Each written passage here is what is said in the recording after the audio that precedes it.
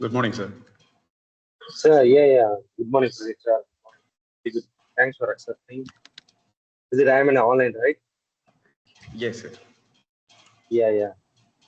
Friends and the physio friends, we have planned to have today online classes from our eminent speaker, whose name called Pradeep. He was worked here almost 4-5 years in Excel College. Right now, he's working in Malaysia as an assistant professor. So right now, he's going to talk about biomechanics importance in physiotherapy. So kindly observe the classes and we know the feedbacks and all. We record the sessions and later we upload it in YouTube. Kindly cooperate with us. Thank you. If you are feeling any discomfort or if you find any keeping the mic and all, please do it out, cooperate with us. So without any disturbance, we start interfere the great chat. The class will be absolutely fine. So we check the later. Thank you.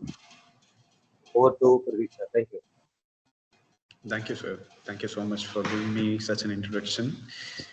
Let us start. So I can talk Tamil as well, sir. Can I talk Tamil yes, as sir, well? Please. Yeah, Tamil okay. Needed. Okay, fine. So, very good morning to everyone who are attending this. And thank you so much for having your attention here with your valuable timing. You are contributing this to listen to this class. And I try to share some of the knowledge that I learned about the biomechanics. Specifically in this class, we are going to discuss about the biomechanics of the spine. Okay, I'll display the screen now.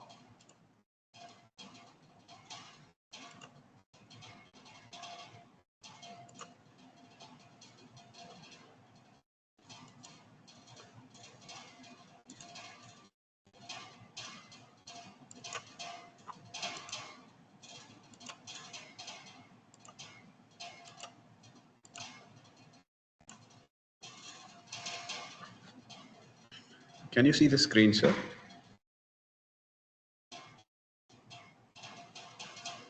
Your mic is on mute, sir. Can you see the screen? Yes, sir. Yeah, I can view. Okay, then.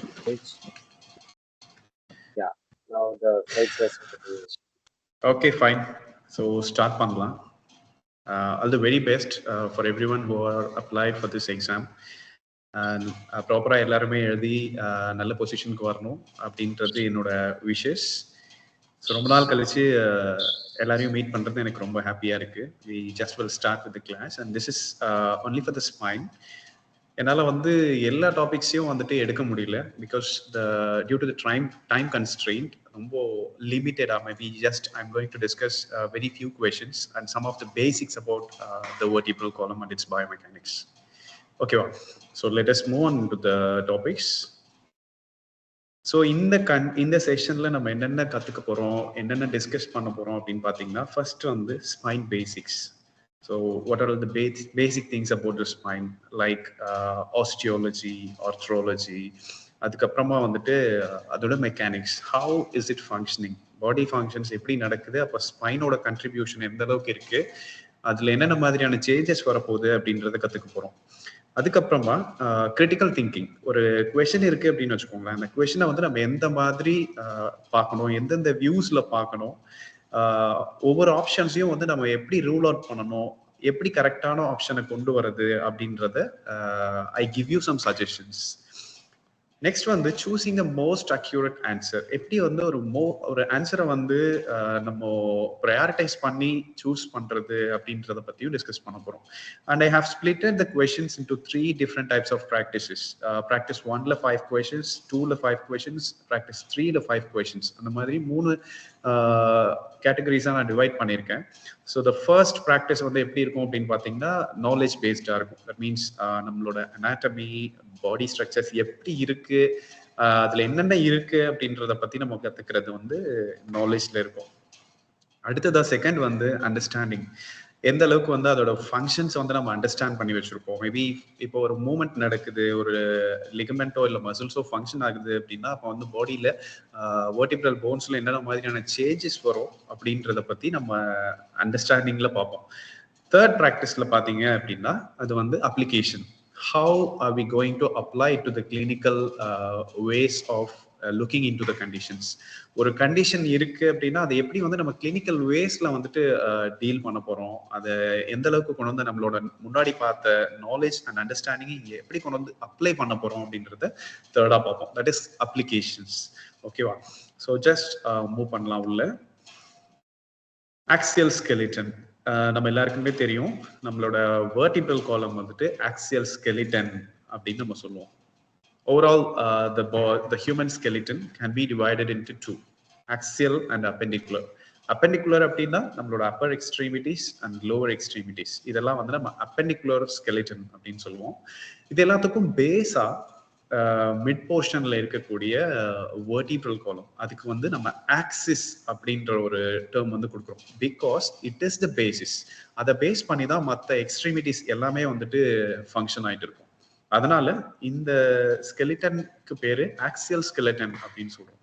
So that's why we call it as axis of the body. And based on this axis, இது ஆக்சிஸா இருக்கிறதுனால இது வந்து சில properties வந்து follow பண்ணணும். It must meet two contradictory mechanical requirements, the rigidity and plasticity together. அதாவது இது ரிஜிடாவும் இருக்கணும், as well as it also have to allow some range of motion. இதுல நடக்கக்கூடிய மூவ்மெண்ட்ஸ்க்கும் வந்து இது கொஞ்சம் பர்மிட் பண்ணணும், as well as இது வந்து ரிஜிடாவும் இருக்கணும். இதுதான் வந்து வெர்டிபிரல் காலமோட மெயின் ஃபங்க்ஷன். ஸோ ரெண்டுமே வந்து ஒரு கான்ட்ராடிக்டரி. இப்போ ரெண்டு ஆப்ஜெக்ட்ஸ் வந்துட்டு ஒன்று மேலே ஒன்று ஃபிக்ஸ் ஆகிருக்கணும் அப்படின்னா ஃபர்ஸ்ட் ஃபிக்ஸ் ஆகிட்டு அது வந்து ரிஜிடா இருக்கணும். அப்படி ரிஜிடா இருக்குது அப்படின்னா அது வந்து மூவ் ஆகக்கூடாது. பட் இங்க வந்து நமக்கு மூவ்மெண்ட்டும் தேவை. ஸோ ஸ்பைனல் காலம் வந்துட்டு ரிஜிடாவும் இருக்கணும், ஆஸ் வெல் அஸ் மூவ்மெண்ட்டும் கிடைக்கணும். So these two contradictory mechanisms it must always follow. சரியா? அப்போ இதை வச்சு பார்க்கும்போது it is achieved by the presence of stage built into its very structure. இதை நம்ம பாடியில் இருக்கக்கூடிய மற்ற structures, that means the muscles, ligaments, bones, இந்த bones எல்லாம் வந்து ப்ராப்பரா ஃபிக்ஸ் ஆகணும் அப்படின்னா மஸ்குலர் ஸ்ட்ரக்சர்ஸ் பிளஸ் லிகமெண்டஸ் ஸ்ட்ரக்சர்ஸ் இதெல்லாம் வந்து ஒரு ஸ்டேஸா ஆக்ட் பண்ணிட்டு இருக்கும். தட் மீன்ஸ் அதெல்லாம் வந்து ஒரு ஸ்டெபிலைசர்ஸா ஆக்ட் பண்ணிட்டு இருக்கும். அப்படி ஆக்ட் ஆகுறதுனால இட் ஃபாலோஸ் இட்ஸ் ஃபங்க்ஷன். சரியா? அதுக்கப்புறமா பாத்தீங்கன்னா it looks like the mast of a ship. நம்ம ஒரு ஷிப் இருக்குன்னு வச்சுக்கோங்களேன். இந்த ஷிப்ல பாத்தீங்கன்னா இதுல இந்த பிக்சர்ல போட்டிருக்க மாதிரி நிறைய வந்து ஸ்ட்ரிங்ஸ், நிறைய போல்ஸ் எல்லாம் இருக்கும். அந்த போல்ஸ் வந்து ஸ்டேபிளா நிக்கிறதுக்காக நிறைய சப்போர்ட்டிவ் திங்ஸ் வந்துட்டு சுத்திலும் வந்து இருக்கும். சரியா? அதெல்லாம் வந்து ஸ்டேஸ். அந்த ஸ்டேஸ் வந்து இந்த போல்ஸ் எதுக்காக யூஸ் பண்ணுவாங்க அப்படின்னா they use it for multiple purposes. Radar சிஸ்டம்காகவோ இல்லை ஏதாவது திங்ஸ் அது மேல வைக்கவோ இது மாதிரி நிறைய இருக்கும். we are not going to discuss that. சரியா? பட் நம்மளோட ஸ்பைனல் காலம் பார்க்கும்போது the spinal column that resembles like the mast of a ship. இந்த மாஸ்ட் எப்படி இருக்கும்னு பாத்தீங்கன்னா இதோட பேஸ்ல இருந்து மேல வரைக்கும் இருக்கும். The mast resting on the pelvis that is extending to the head. அந்த ஹெட்டுக்கு போகும்போது ஷோல்டர் லெவல்ல ஹாரிசன்டலா வந்து இது ஒரு யார்டை செட் பண்ணும். Okay, so it sets a yard horizontally in the transverse way. That is where the scapular girdle is. Scapular girdle இருக்கிற இடத்துல ஒரு யார்டு இருக்கும். அதுக்கப்புறமா then it goes up to the next available structure. அதே மாதிரி at all the levels there are ligaments and the muscular tightness which are arranged as stays that is linking the mast itself to the base, that is the pelvis. Okay, so இந்த pelvisல வந்துட்டு connect ஆகிறதுக்கு இவ்வளோ structures வந்துட்டு help பண்ணிட்டு இருக்கோம். அதை வந்து நம்ம ஒரு மாஸ்ட் ஆஃப் த ஷிப்போட ரெசம்பிள் பண்ணி பார்க்குறோம்.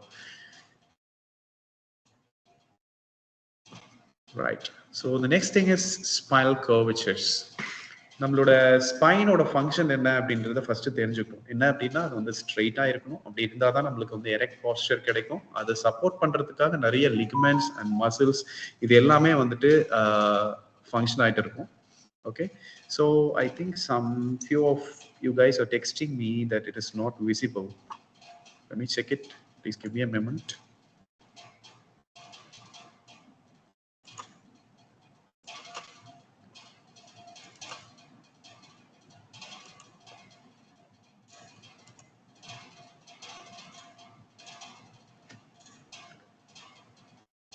Can you see the screen now? Can anyone respond me? Yes, sir. Okay.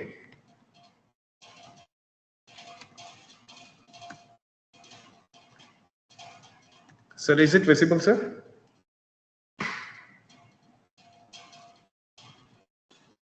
Yes, visible. Okay, all right. இவ்வளோ நேரம் நம்ம டிஸ்கஸ் பண்ணது வந்து நீங்க பார்த்துருக்க மாட்டீங்கன்னு நினைக்கிறேன். ஸோ இதுதான் வந்துட்டு அந்த மாஸ்ட்னு சொல்றது. ஷிப்க்கு மேலே இருக்கக்கூடிய போல்ஸ், அந்த போல்ஸை மல்டிபிள் ரோப்ஸ், மல்டிபிள் கேபிள்ஸ் இதெல்லாம் வச்சு கனெக்ட் பண்ணியிருப்பாங்க. அந்த மாதிரி நம்ம பாடியோட ஸ்ட்ரக்சரை இதோட வந்து அனலோகஸாக வச்சு நம்ம டிஸ்கஸ் பண்றோம். அந்த ஷிப்போட மெயின் பாடி வந்து கீழே இருக்கும். அதை வந்து நம்ம பெல்விஸா கன்சிடர் பண்றோம். அதே மாதிரி மேலே போகும்போது அதோட டாப் மோஸ்ட் போல்ஸ் அது வந்துட்டு ஸ்டேபிளா இருக்கணும் அப்படின்னா இந்த சுத்தில இருக்கக்கூடிய ஸ்ட்ரிங்ஸ், ரோப்ஸ் இதெல்லாம் வந்து ஹெல்ப் பண்ணும். அந்த ஸ்ட்ரிங்ஸ், ரோப்ஸ் இதெல்லாம் வந்து நம்ம மசில்ஸா வந்து ரெசம்பிள் பண்றோம். Okay, so muscles and the ligaments are all these structures which gives it support. அந்த போல் வந்து ஸ்ட்ரைட்டா இருக்கிறதுக்காக அந்த மசில்ஸ் தான் வந்து சப்போர்ட் பண்ணிட்டு இருக்கு. Muscles as well as the ligaments. The ligaments play an important role in maintaining the rigidity. Okay, so next to that, we need to know about the spinal curvatures. நம்ம spine வந்து எப்படி இருக்கும் அப்படின்னு பார்த்தோம், அதோட importance என்ன அப்படின்னு பார்த்தோம். இப்போ வந்து அந்த ஸ்பைனல் கர்வேச்சர்ஸ் வந்துட்டு ஏன் இருக்கு அப்படின்னு சொல்லி நம்ம தெரிஞ்சுக்கணும். ஸ்பைனல் கர்வேச்சர்ஸ் இருக்கிறதுக்கான மெயின் ரீசன் என்ன அப்படின்னு பார்த்தீங்கன்னா, to transfer the load equally.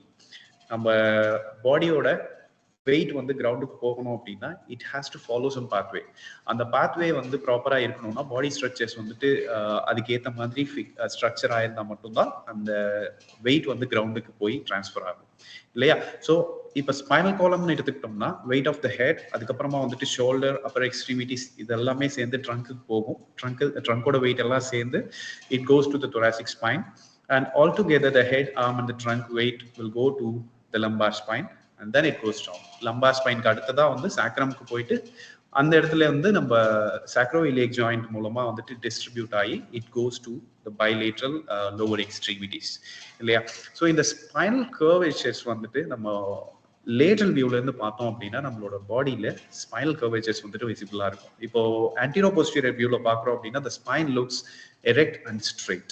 அதுல எந்த கர்வேச்சர்ஸும் இருக்காது. மேபி ப்ராப்ளமேட்டிக்கா பேத்தாலஜிக்கல் கர்வேச்சர்ஸ் வரதுக்கு சான்சஸ் இருக்கு.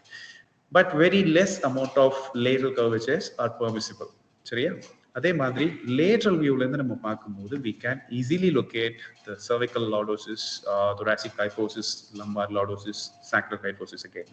So kyphotic and lordotic curvatures வந்து நம்ம ஸ்பைன்ல நம்மளால லொக்கேட் பண்ண முடியும். அது எதுக்காக இருக்கு அப்படின்னா லைன் ஆஃப் கிராவிட்டி ப்ராப்பரா கிரவுண்டுக்கு போகணும், அந்த வெயிட் டிஸ்ட்ரிபியூஷன்க்கு தகுந்த மாதிரி பாடி ஸ்ட்ரக்சர்ஸ் வந்து அலைன் ஆயிருக்கணும் அப்படின்றதுக்காக இது இருக்கு.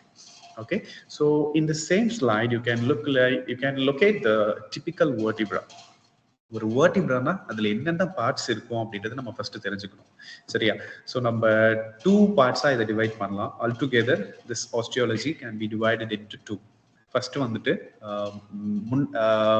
anterior-ஆ இருக்கக்கூடிய ஸ்ட்ரக்சர், இதை வந்து நம்ம vertebral body அப்படின்னு சொல்லுவோம். அதுக்கப்புறமா remaining structures, all other structures which will be considered as the vertebral arch or it can be called as the neural arch.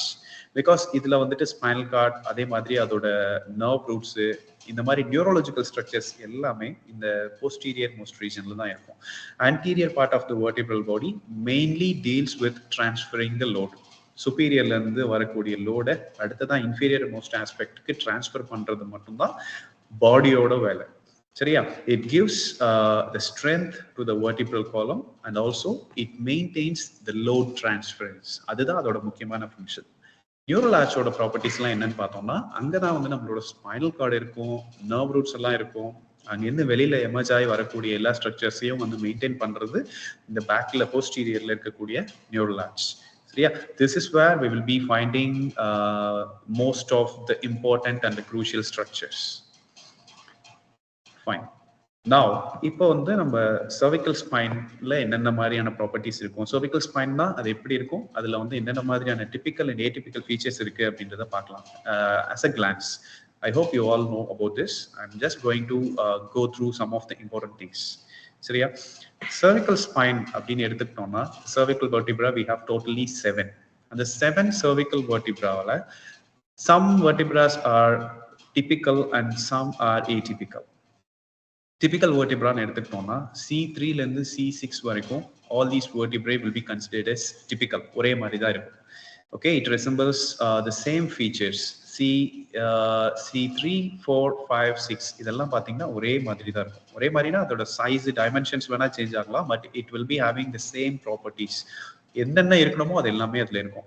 ஒரு பாடி இருக்கும், டிரான்ஸ்வர்ஸ் ப்ராசஸ் இருக்கும், அதே மாதிரி ஸ்பைனஸ் ப்ராசஸ் இருக்கும், டிரான்ஸ்வர்ஸ் ஃபொராமன் இருக்கும், அப்போஃபைசியல் ஃபேசட்ஸ் இருக்கும், இது எல்லாமே இருக்கும். Okay, but C1, C2 and C7 இதுல என்ன இருக்கும் அப்படின்னு பாத்தீங்கன்னா, இப்ப நம்ம பார்த்த சில விஷயங்கள்லாம் வந்து இதுல இருக்கும் இல்ல இருக்காது. இதோட ஏடிபிக்கல் ரீசன்ஸ்க்கு காரணம் என்னன்னு பாத்தீங்கன்னா, அட்லஸ் வந்துட்டு ஃபர்ஸ்ட் போன் இந்த C1 வெர்டிப்ரா. இந்த C1 வெர்டிப்ரால பாத்தீங்கன்னா மற்ற வெர்டிப்ராவையும் இதையும் பார்க்கும்போது நமக்கு ஒரு டிஃபரன்ஸ் தெரியுது. இதோட vertebral foramen, that means இந்த ஆன்டிரோ போஸ்டீரியர் ரீஜனை கனெக்ட் பண்ற மாதிரி ஒரு பெரிய ஃபொரமன் இருக்கு பாருங்க. இதோட மற்ற வெர்டிப்ரால இருக்கிற ஃபொரமன்லாம் வந்துட்டு சின்னதா இருக்கும், C1ல இருக்க ஃபொரமன் வந்து ரொம்ப பெருசா இருக்கும். அதே மாதிரி C1ல வந்துட்டு வெர்டிப்ரல் பாடி இருக்காது, ஸ்பைனும் வந்துட்டு டெவலப் ஆயிருக்காது. இதெல்லாம் வந்துட்டு C1ல வந்து நம்ம ஏடிபிக்கல் வெர்டிப்ராவா கன்சிடர் பண்றதுக்கு வைக்குது. C2 பாத்தீங்கன்னா சேம் லைக் த திங், இது இந்த போனும் டிஃப்ரெண்டா இருக்கும், இதோட ஃபொரமன் வெர்டிப்ரல் ஃபொரமன் பாத்தீங்கன்னா டிஃப்ரெண்டா இருக்கும். அதே மாதிரி த ஆன்டீரியர் மோஸ்ட் ரீஜன்ல இதுக்கு டென்ஸ் அப்படின்னு சொல்லிட்டு ஒரு ப்ராசஸ் இருக்கும், அது வந்து சுப்பீரியரா டெவலப் ஆயிருக்கும். It will B connecting to the C1 which makes it as a pivot joint. அது ஒரு பைவட்டா மாத்தி இந்த இடத்துல ரொட்டேஷன் நடக்கிறதுக்கு இது ரொம்ப ஹெல்ப்ஃபுல்லா இருக்கும்.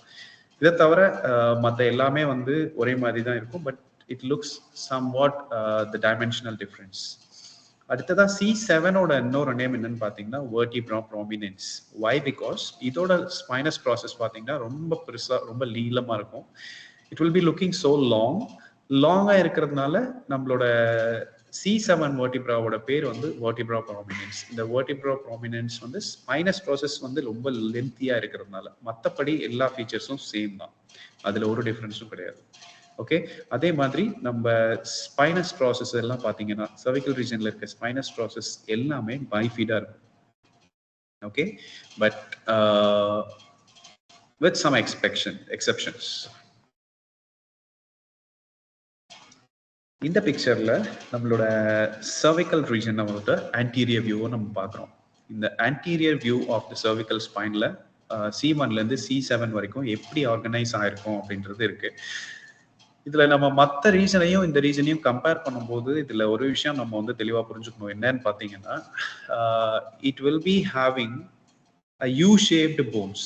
Anterior portion of the vertebra, that means அந்த vertebral பாடியை பார்த்தீங்கன்னா அதோட anterior viewல பார்த்தோம்னா இது வந்து ஒரு U ஷேப்ல இருக்கும். பிகாஸ் bilaterally ரெண்டு சைட்லயும் lateral projections வந்து இருக்கும். அந்த மாதிரி லேட்டரலா ப்ரொஜெக்ட் ஆயிருக்கிறது வந்து uncinate process அப்படின்னு சொல்லுவோம்.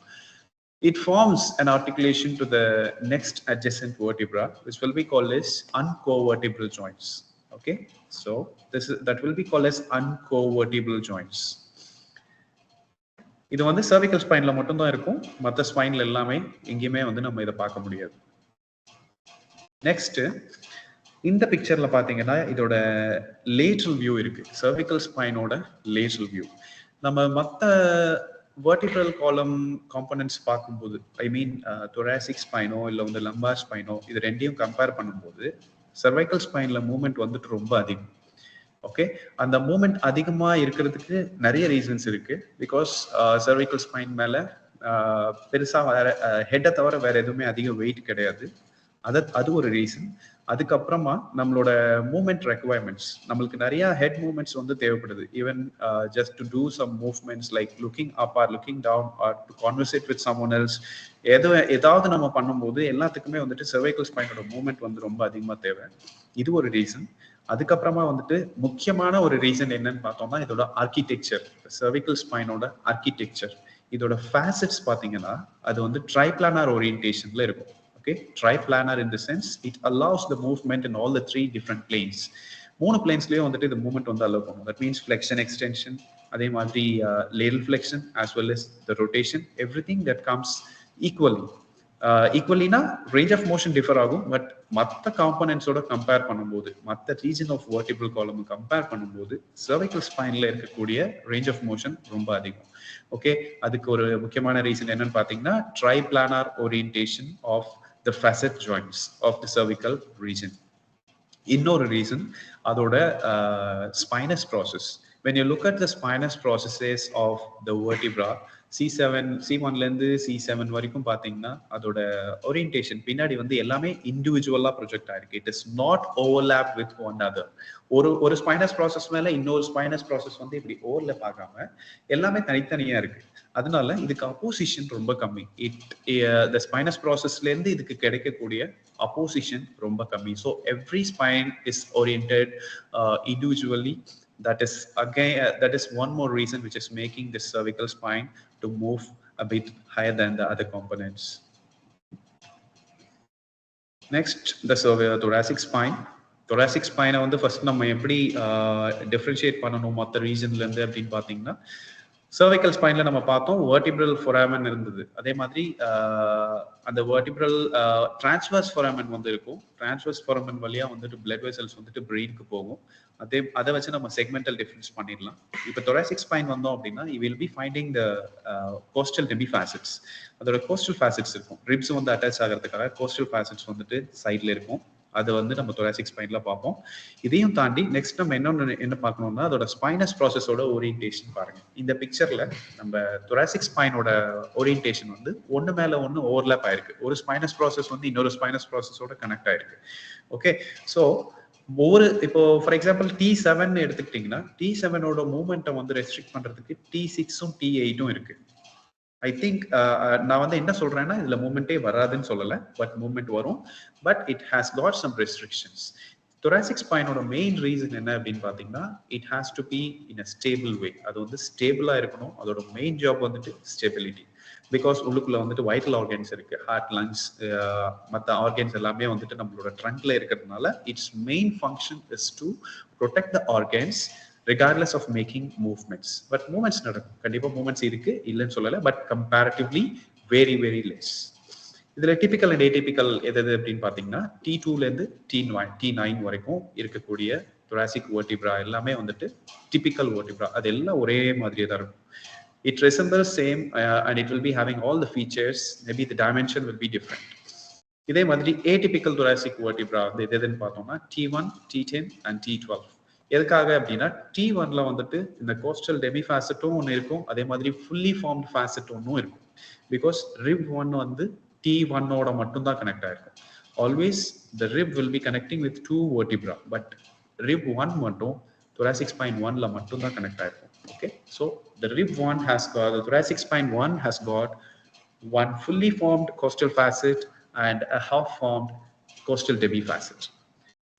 அதே மாதிரி T10 and T12, T10ல இருந்து T12 வரைக்கும் இது எல்லாத்துலயுமே வந்துட்டு இண்டிவிஜுவல் ஃபேசட்ஸ் இருக்கும். அந்த கரஸ்பாண்டிங் ரிப்ஸ் வந்து அதோட மட்டும் தான் கனெக்ட் ஆயிருக்கும். இதெல்லாம் வச்சு பார்க்கும்போது நம்ம ஏடிபிக்கல் அப்படின்னு சொல்லலாம். நம்ம இன்னொன்னு பார்க்கணும், இதோட ஃபேசட்டல் ஓரியன்டேஷன். இந்த ஃபேசட்டல் ஓரியன்டேஷன் எப்படி இருக்குன்னு பாத்தீங்கன்னா it is in a frontal plane. Okay, இது முக்கியம், நம்ம பின்னாடி இதை பத்தி பேசுவோம். frontal plane in orientation. facet joints வந்துட்டு frontal plane orientationல இருக்கும், which means இப்போ இந்த vertebra பாத்தீங்கன்னா between C7 and T6 and T7 there is a joint here. இந்த ஜாயிண்ட்ல facet joint னு சொல்லுவோம் இது சரியா. apophyseal joint னு சொல்லலாம், facet joint னு சொல்லலாம், zygapophyseal joint னு சொல்லலாம், எல்லாமே இதுதான். ஸோ இந்த ஜாயிண்ட்டுக்கு வந்து இது எந்த டைரக்ஷன்ல ஃபேஸ் பண்ணியிருக்கோ அதை பேஸ் பண்ணி தான் அந்த வெர்டிபிரல் காலமோட மூவ்மெண்ட் இருக்கும். இப்போ இந்த thoracic ஸ்பைனோட facet பார்த்தீங்கன்னா it is facing anterior posteriorly. T6 ஓட inferior articular facet வந்துட்டு anterior ஃபேஸ் பண்ணிருக்கு. அதே மாதிரி T7 ஓட superior articular facet வந்துட்டு posterior ஃபேஸ் பண்ணிருக்கு. which means anterior posterior way. இந்த மாதிரி ஒரு opposition வந்து இருக்கும். அப்போ anterior and posterior movements வந்துட்டு opposition இருக்கும். So mostly the flexion and extension movement வந்து இந்த இடத்துல ரொம்ப கம்மியா தான் இருக்கும். Okay, fine. Next வந்துட்டு lumbar spine. lumbar spine-லயும் வந்துட்டு typical and atypical இருக்கு. L1 to L4 வந்துட்டு typical lumbar vertebrae. cervical spine-யும் lumbar spine-யும் நீங்க கம்பேர் பண்ணீங்கன்னா cervical, thoracic, lumbar அப்படி வரும்போது lumbar spine-ஓட சைஸ் வந்துட்டு ரொம்ப பெருசா இருக்கும்.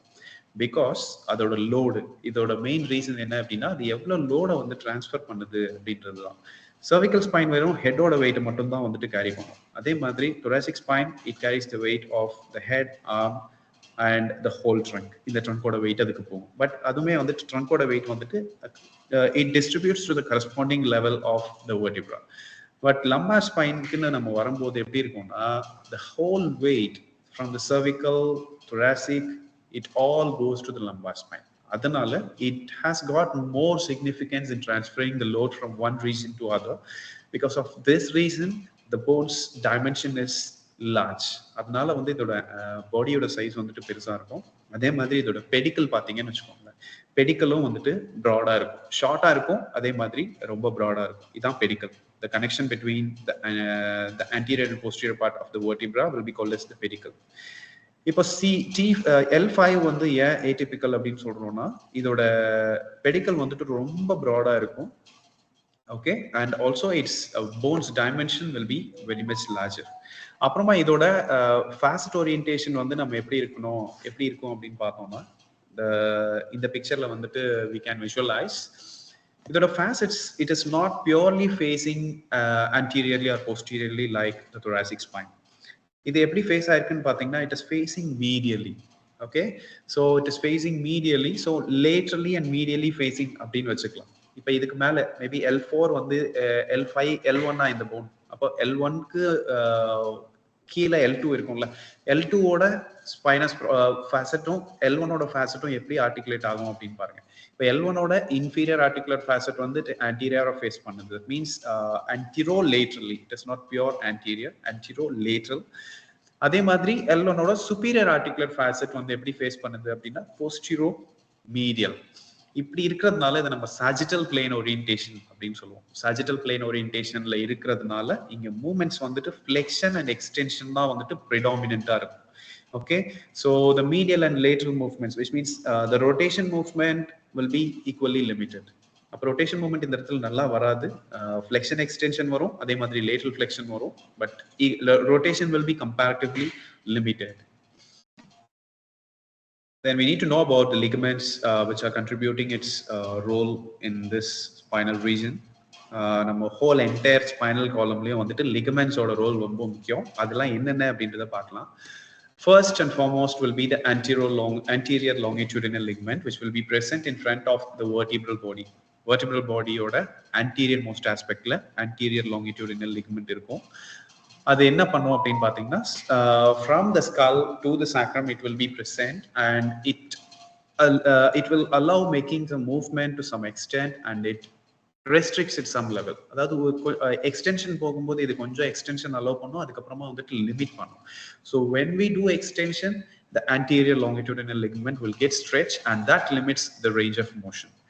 அதே மாதிரி இது எப்படி சப்ளை ஆயிருக்குன்னு பாத்தீங்கன்னா it covers the maximum of the anterior region of the vertebral body. anterior-ஆ இருக்கக்கூடிய vertebral bodyல maximum of the space வந்து இது கவர் பண்ணிடும் anterior longitudinal ligament. next அதுக்கப்புறம் posterior longitudinal ligament. இந்த posterior longitudinal ligament எங்க இருக்கும் அப்படின்னு பாத்தீங்கன்னா just behind the body. நம்ம நியூரல் ஆர்ச்க்கும் பாடிக்கும் இடையில ஒரு ஸ்பேஸ் இருக்குல்ல, vertebral foramen வந்து அந்த இடத்துல இருக்கும். அந்த foramen-க்கு முன்னாடி இதுதான் வந்து vertebral body. the vertebral body பின்னாடி ஒரு ligament இருக்கும் அதான் posterior longitudinal ligament. Okay, so you can visualize this in this picture. It is indicated here. So this is posterior longitudinal ligament and this one is anterior longitudinal ligament. Likewise, the posterior longitudinal ligament which limits the anterior movements. Nama flexion பண்றோம் அப்படினா after some level the flexion will be limited and that limitation will be coming from the posterior longitudinal ligament. Next to this, another important ligament which will be the ligamentum flavum, and that will be present more in the most posterior way. அது எங்க இருக்கும்னா ரொம்ப posterior-ஆ இருக்கும். எங்கன்னா neural ஆர்ச்க்கும் posterior-ஆ இருக்கும். அது எங்க இருக்கும்னா லாமினாவை கனெக்ட் பண்ணும். ஒரு வெர்டிப்ராவோட லாமினாவும் இன்னொரு வெர்டிப்ராவோட லாமினாவையும் கனெக்ட் பண்றது the ligamentum flavum. The ligamentum flavum எங்க இருந்து இருக்கும்னு பாத்தீங்கன்னா C2 ல இருந்து sacrum வரைக்கும். Next, supraspinous ligament. Supraspinous ligament அப்படின்றது spinous processக்கு மேல இருக்கிற ligament. Okay, so spinous process எல்லாத்தையும் கனெக்ட் பண்ற மாதிரி ஒரு ligament வந்து இருக்கும். இதுக்கு பேர் தான் வந்து supraspinous ligament. Okay, and that will be present most posteriorly. அதுக்கப்புறமா interspinous ligament. This interspinous ligament which will be present between the spinous processes. Okay, ஒரு வெர்டிப்ராவுக்கும் இன்னொரு வெர்டிப்ராவுக்கும் இடையில இருக்கிற ரீஜனை இது வந்து கவர் பண்ணும், specifically in the spinous process region. Next comes the intertransverse ligament. Intertransverse ligament, from the name itself we can understand that it is present between the two transverse processes of the adjacent vertebrae. And these ligaments, the transverse ligament, intertransverse ligament, which restricts the lateral flexion. Then the ligamentum nuchae, that will be only present in the cervical spine. Cervical spine வந்துட்டு bifida இருக்கும் அப்படின்னு சொல்லி நம்ம பார்த்தோம்ல, spinous process of the cervical spine. அந்த bifida இருக்கக்கூடிய regionல இந்த ligament present ஆயிருக்கும். Okay, this is called as ligamentum nuchae. Next to this, the another ligament, the iliolumbar ligament, which means there will be a ligament which connects the ilium and the lumbar bone, lumbar vertebra. அது வந்து ஏன் அந்த இடத்துல இருக்கு அப்படின்னு பாத்தீங்கன்னா, it will be necessary to maintain the good strength and integrity as the lower region of the lumbar spine which will be holding too much of weight. Okay, so இதுக்கப்புறமா ஒரு exception இருக்கு anterior longitudinal ligamentக்கும் posterior longitudinal ligament as well as the ligamentum flavum. C1 and C2 region, that means from cranium C1 and C2 in the region anterior longitudinal ligament oda name vandu varia irukum, which means we call it as anterior atlanto-occipital membrane, anterior atlanto-axial membrane. Okay va, ipo cranium la irundhu atlas varaikum connect பண்றத anterior atlanto-occipital membrane அப்படினு சொல்லுவோம். Okay, அதே மாதிரி axis ல இருந்து connect பண்ற லிகமெண்ட்டை வந்துட்டு நம்ம axial membrane அப்படின்னு சொல்லுவோம். சேம் இதே மாதிரி posterior longitudinal ligament ஓட நேமும் வந்து வேற. Okay, so in the craniovertebral region the posterior longitudinal ligament will be called as tectorial membrane. The ligamentum flavum will be called as the posterior atlanto-occipital and posterior atlanto-axial membrane. இதுல நம்ம வந்து confuse ஆகும். எப்பவுமே வந்துட்டு posterior longitudinal ligament தான் posterior atlanto-occipital membrane form பண்ணுதுன்னு நினைச்சிருவோம், but it is not. இந்த இடத்துல ஒரு question வரதுக்கு chances இருக்கு. So posterior longitudinal ligament will be otherwise called as tectorial membrane, and ligamentum flavum will be otherwise called as this posterior atlanto-occipital and axial membrane. So these are the cross-sectional view of the ligaments. Here you can see the ligamentum flavum clearly, which is connecting the laminae of the two adjacent vertebrae. அதுக்கு முன்னாடி, that means behind the vertebral body you will be finding the posterior longitudinal ligament, and anterior to the body you will be finding the anterior longitudinal ligament. This is intertransverse ligament. Okay, so this is how the posterior longitudinal ligament which connects to the disc as well, anterior இருந்தாலும் சரி posterior இருந்தாலும் சரி, it will be having its attachment to the disc, intervertebral disc. அதே மாதிரி posterior longitudinal ligament ஓட சைஸும் anterior longitudinal ligament ஓட சைஸும் கம்பேர் பண்ணீங்கன்னா the posterior one will be thin, அவ்வளோ broad-ஆ இருக்காது, but anterior one which covers the maximum surface area of the bone. Then we need to know about the articulations. And then the joints inga irukku appdin paathomna main ah vandu interbody joint, the joint between the two vertebra, adha vandu interbody joint nu solluvom. Facets வந்துட்டு form பண்றது வந்து நம்ம zygapophyseal joint னு சொல்லலாம், apophyseal facet னு சொல்லலாம், apophyseal joint னு சொல்லலாம், facet simply facet joints அப்படினு சொல்லலாம். Okay, so these joint movements are necessary to bring the entire range of motion. இதுல interbody joint வந்து என்ன மாதிரியான வெரைட்டி அப்படினு பாத்தீங்கன்னா cartilaginous joint classification படி பார்க்கும்போது interbody joint will be classified as the cartilaginous joint. Facet joint வந்துட்டு synovial joint. Yes, the next important structure, intervertebral disc. Intervertebral disc எப்படி இருக்கும்னு பாத்தீங்கன்னா it will be present in between two adjacent vertebrae. ஒரு vertebraக்கும் இன்னொரு vertebraக்கும் இடையில வந்துட்டு intervertebral disc இருக்கும். அந்த discோட main property வந்துட்டு shock absorption. அதே மாதிரி while absorbing the shock, it also transfers the load from the superior to inferior. இதுல மூணு காம்போனன்ட்ஸ் இம்பார்ட்டண்டா இருக்கும். அதெல்லாம் என்னன்னு பார்த்தோம்னா நியூக்ளியஸ் பல்போசிஸ், annulus fibrosis, அதுக்கப்புறமா vertebral end plate. நியூக்ளியஸ் பல்போசிஸோட ஃபங்க்ஷன் என்ன, அது எப்படி இருக்கும்னு பார்த்தீங்கன்னா it is hydrated one, well hydrated nucleus pulposus which absorbs the shock. நம்ம annulus fibrosis-ஓட நியூக்ளியஸ் பல்போசிஸை கம்பேர் பண்ணும்போது நியூக்ளியஸ் பல்போசிஸ் வந்து ரொம்ப சாஃப்டா, ரொம்ப ஜெல்லியா இருக்கும். It will be hydrophilic in nature. இந்த வாட்டர் மாலிகூல்ஸ் அட்ராக்ட் பண்ணி வச்சிருக்கோம். அதோட மெயின் ஜாப் என்ன அப்படின்னு பார்த்தீங்கன்னா shock absorption. Next annulus fibrosis, இது எப்படி இருக்கும்னு பார்த்தீங்கன்னா இந்த பிக்சர்லேயே நீங்க பாக்குறீங்க. It will be forming some layers, collagen ஃபைபர்ஸால ஃபார்ம் பண்ணியிருக்கிறது நிறைய கான்சென்ட்ரிக் லேயர்ஸை ஃபார்ம் பண்ணும். இப்படி கான்சென்ட்ரிக் லேயர்ஸா ஃபார்ம் பண்ணியிருக்கும் போது மேலேருந்து ஒரு inferiorly directed force, axial compression வந்து கீழே வந்தது அப்படின்னா it distributes the weight throughout its space. அது ஏன் இந்த மாதிரி நிறைய லேயர்ஸை ஃபார்ம் பண்ணியிருக்கு அப்படின்னா ஒவ்வொரு லேயர்ஸுமே வந்துட்டு டிஃப்ரெண்ட் டைரக்ஷன்ஸ்ல இருக்கும். அதோட கொலாஜன் ஃபைபர்ஸோட ஓரியன்டேஷன் பார்த்தீங்கன்னா through out the annulus fibrosis you will be finding multiple layers. அதில் இருக்க ஒவ்வொரு லேயர்ஸும் ஒவ்வொரு டைரக்ஷன்ல வந்துட்டு இருக்கும். அப்படி எதுக்காக அப்படின்னா அந்த annulus fibrosis ரொம்ப ஸ்ட்ராங்கா ஆக்குறதுக்காக, அதோட இன்டெகிரிட்டி, ஸ்ட்ரக்சரல் இன்டெகிரிட்டியை வந்து இன்க்ரீஸ் பண்றதுக்காகவும், இது அதிகமாக மெக்கானிக்கல் ஃபோர்ஸஸ் வந்துட்டு தாங்கிறதுக்காகவும், அதோட ஸ்ட்ரக்சர் வந்துட்டு ஸ்ட்ராங்கா இருக்கணுன்றதுக்காக it has got multiple layers with differently oriented collagen fibers. Lastly, the vertebral end plates. The vertebral end plates தான் வந்துட்டு the intervertebral disc-ஓட superior and inferior regionsல வந்துட்டு கவர் ஆயிருக்கும். And the end plates will be acting as the connection between the disc and the adjacent vertebrae. Okay, so this is where the cartilage will be present. In the end plates வந்துட்டு cartilaginous structures ஆல வந்துட்டு form ஆயிருக்கும். Okay, that's why we call the intervertebral joints, that means the interbody joints, as cartilaginous joints.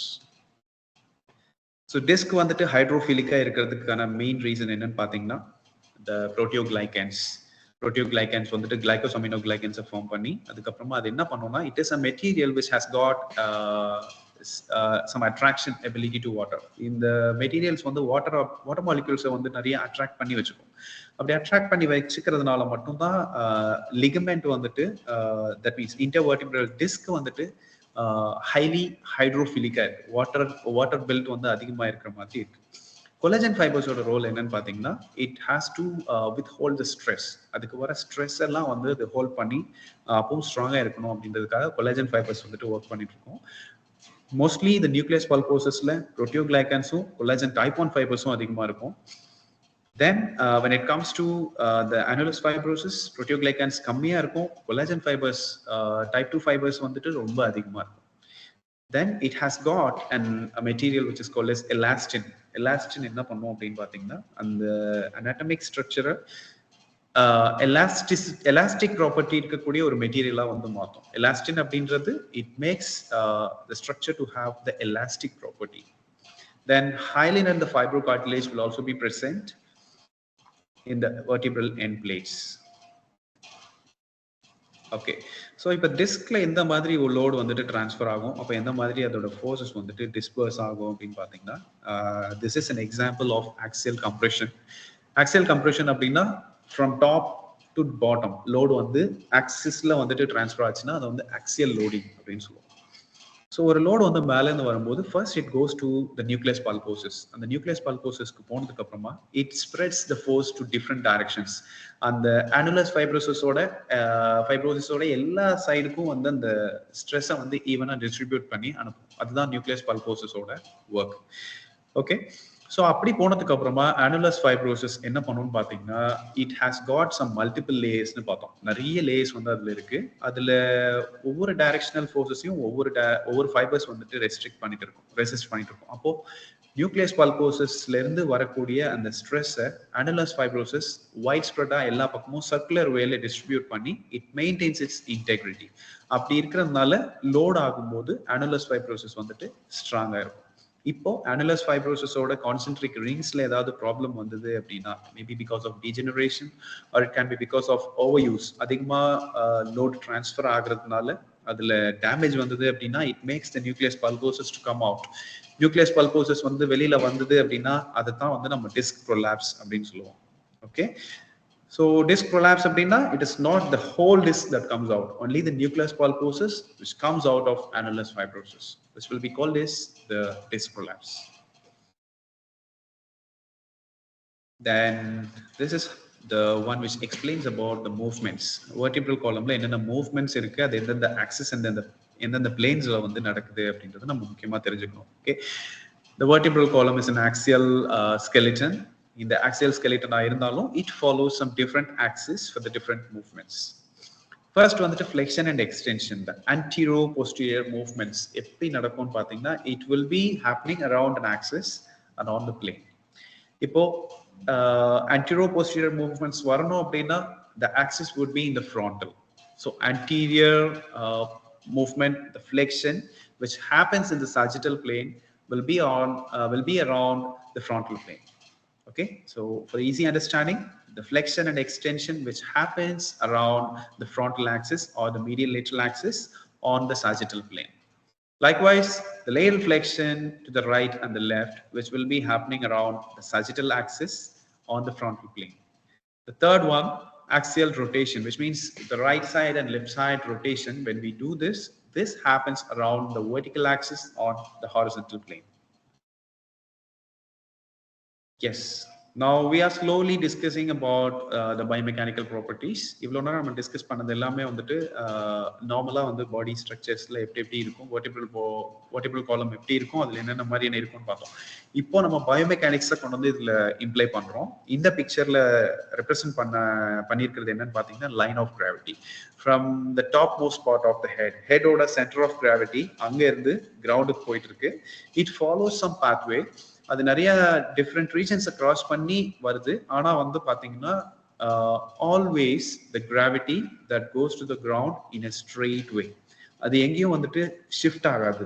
ஒரு maybe from மேலேருந்து வரும்போது it is not going anterior, posterior, medial, lateral like that.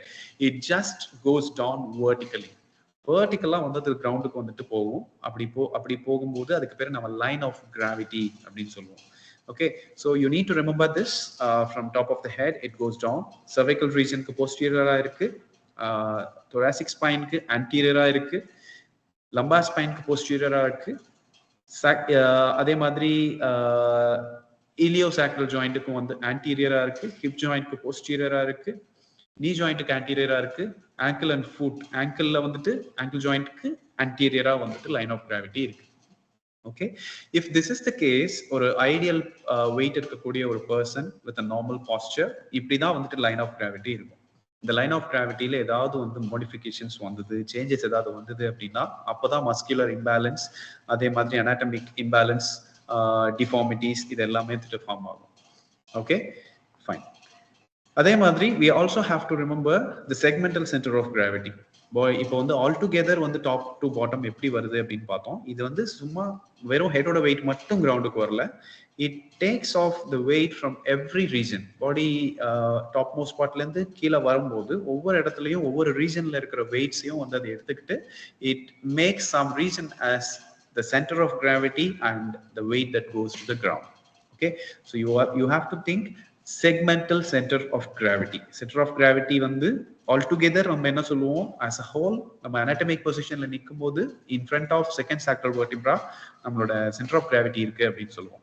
அதே மாதிரி ஒவ்வொரு ரீஜனுக்கும் வந்து தனித்தனியா பார்த்தோம்னா every different structure will be having some different segmental center of gravity. Right. So now we start discussing about some of the questions, the practice session 1, which will be mainly for the knowledge basis. The question 1, which unique feature of the C1 vertebra, that is atlas, which allows it to support and articulate the occipital condyles with the occipital condyles of the skull, enabling nodding movements? Okay, so we need to understand the question first.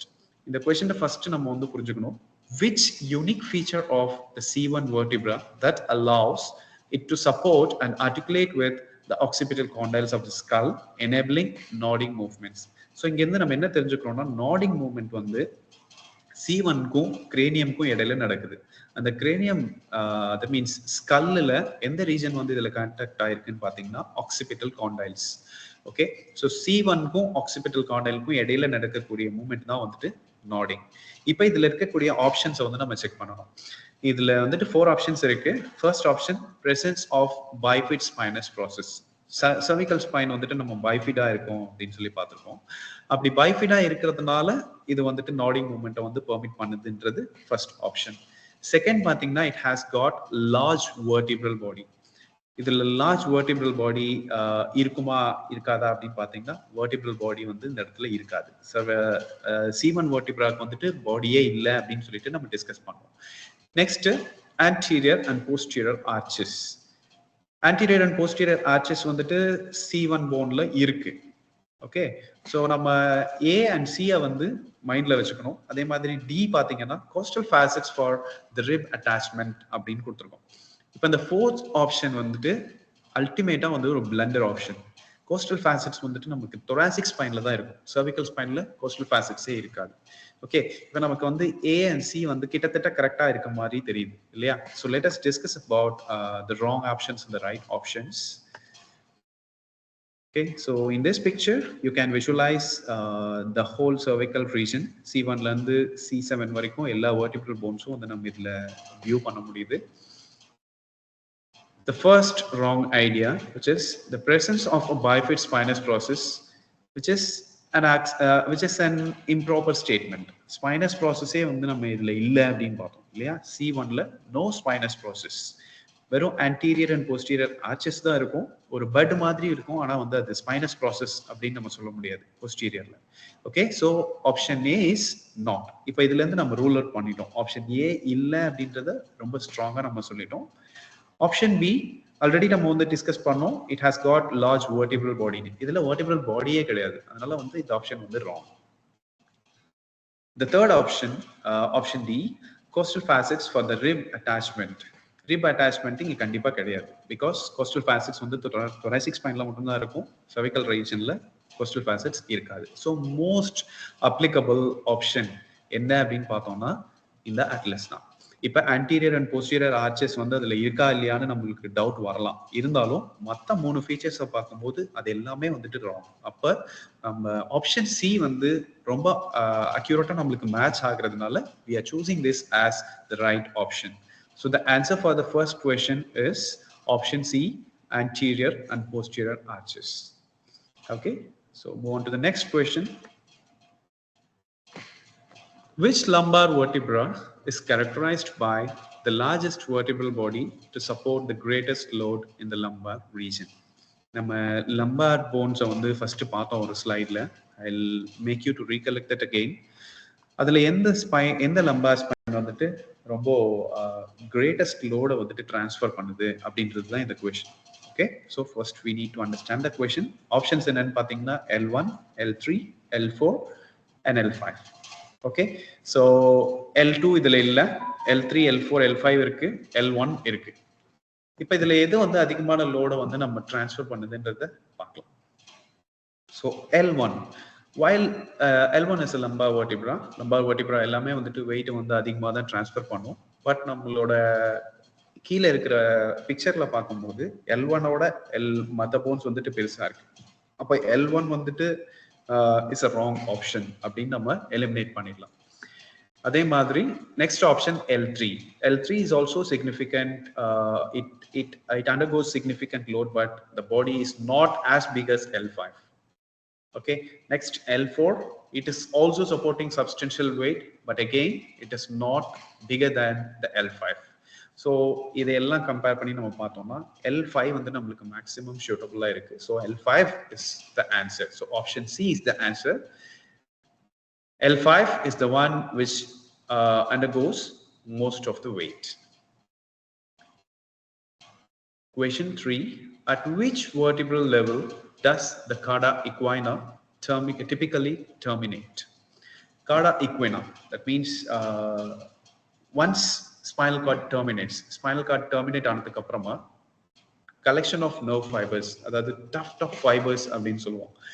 அந்த fibres எல்லாம் வந்துட்டு கலெக்டிவா அதுக்கு நம்ம காடா இக்வைனா அப்படின்னு ஒரு name வச்சு படிச்சிருப்போம். காடா இக்வைனா. அந்த காடா இக்வைனா வந்து எங்க டெர்மினேட் ஆகுது அப்படின்றது தான் நம்மளோட question. Okay, so is it terminating at L1 L2 or L2 L3 L3 L4 or S2?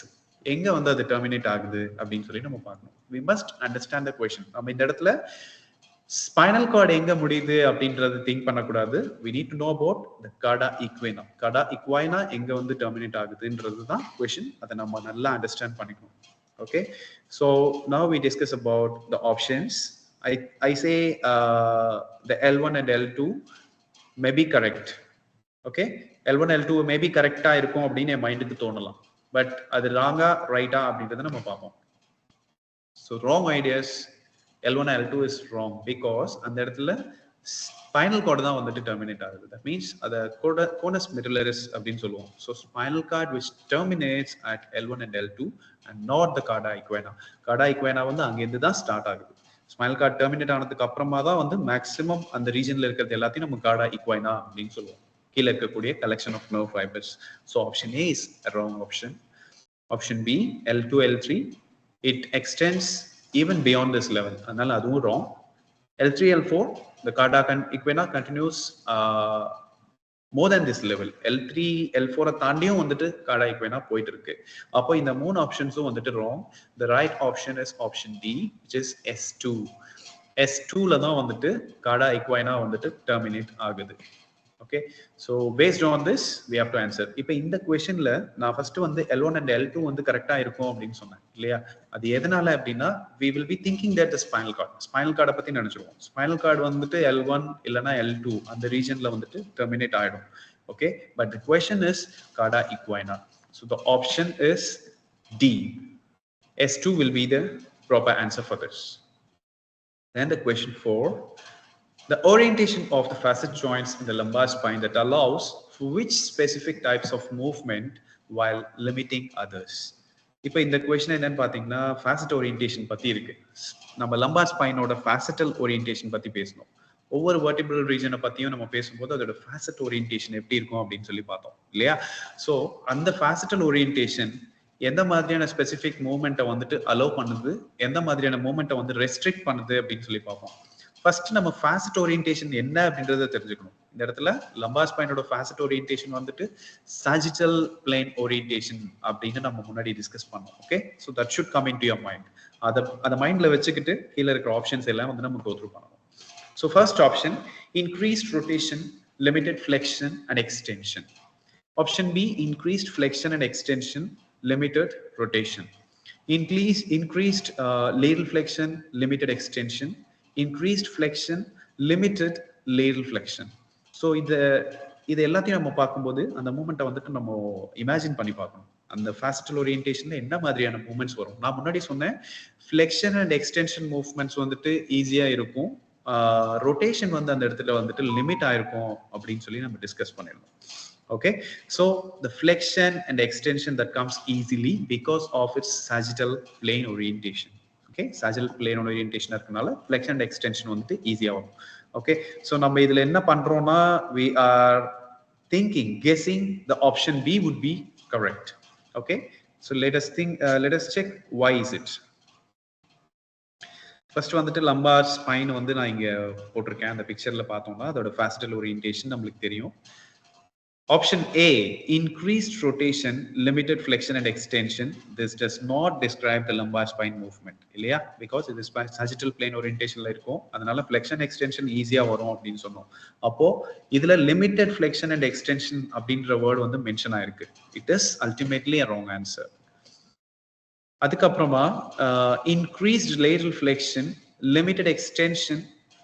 Lateral flexion is possible, but not the primary movement facilitated by the lumbar facet joints. இதுல lateral flexion possible, ஆனா flexion and extension movement தான் வந்து predominant-ஆ நடக்கும் அப்படின்னு பார்த்தோம்.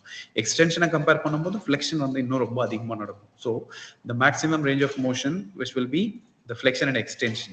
இதுல வந்துட்டு extension வந்துட்டு limit ஆயிருக்கும் அப்படின்னு சொல்லி போட்டிருக்கு. So this is also a wrong option.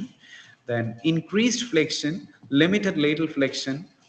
While flexion is significant, lateral flexion is not as restricted as rotation. Okay, lateral flexion வந்து இது restrict பண்ணல. நம்ம வந்து rotation தான் வந்துட்டு restrict பண்ணோம் அப்படின்னு சொல்லி பார்த்தோம். Lateral flexion it is not restricting, so option D is also a wrong option.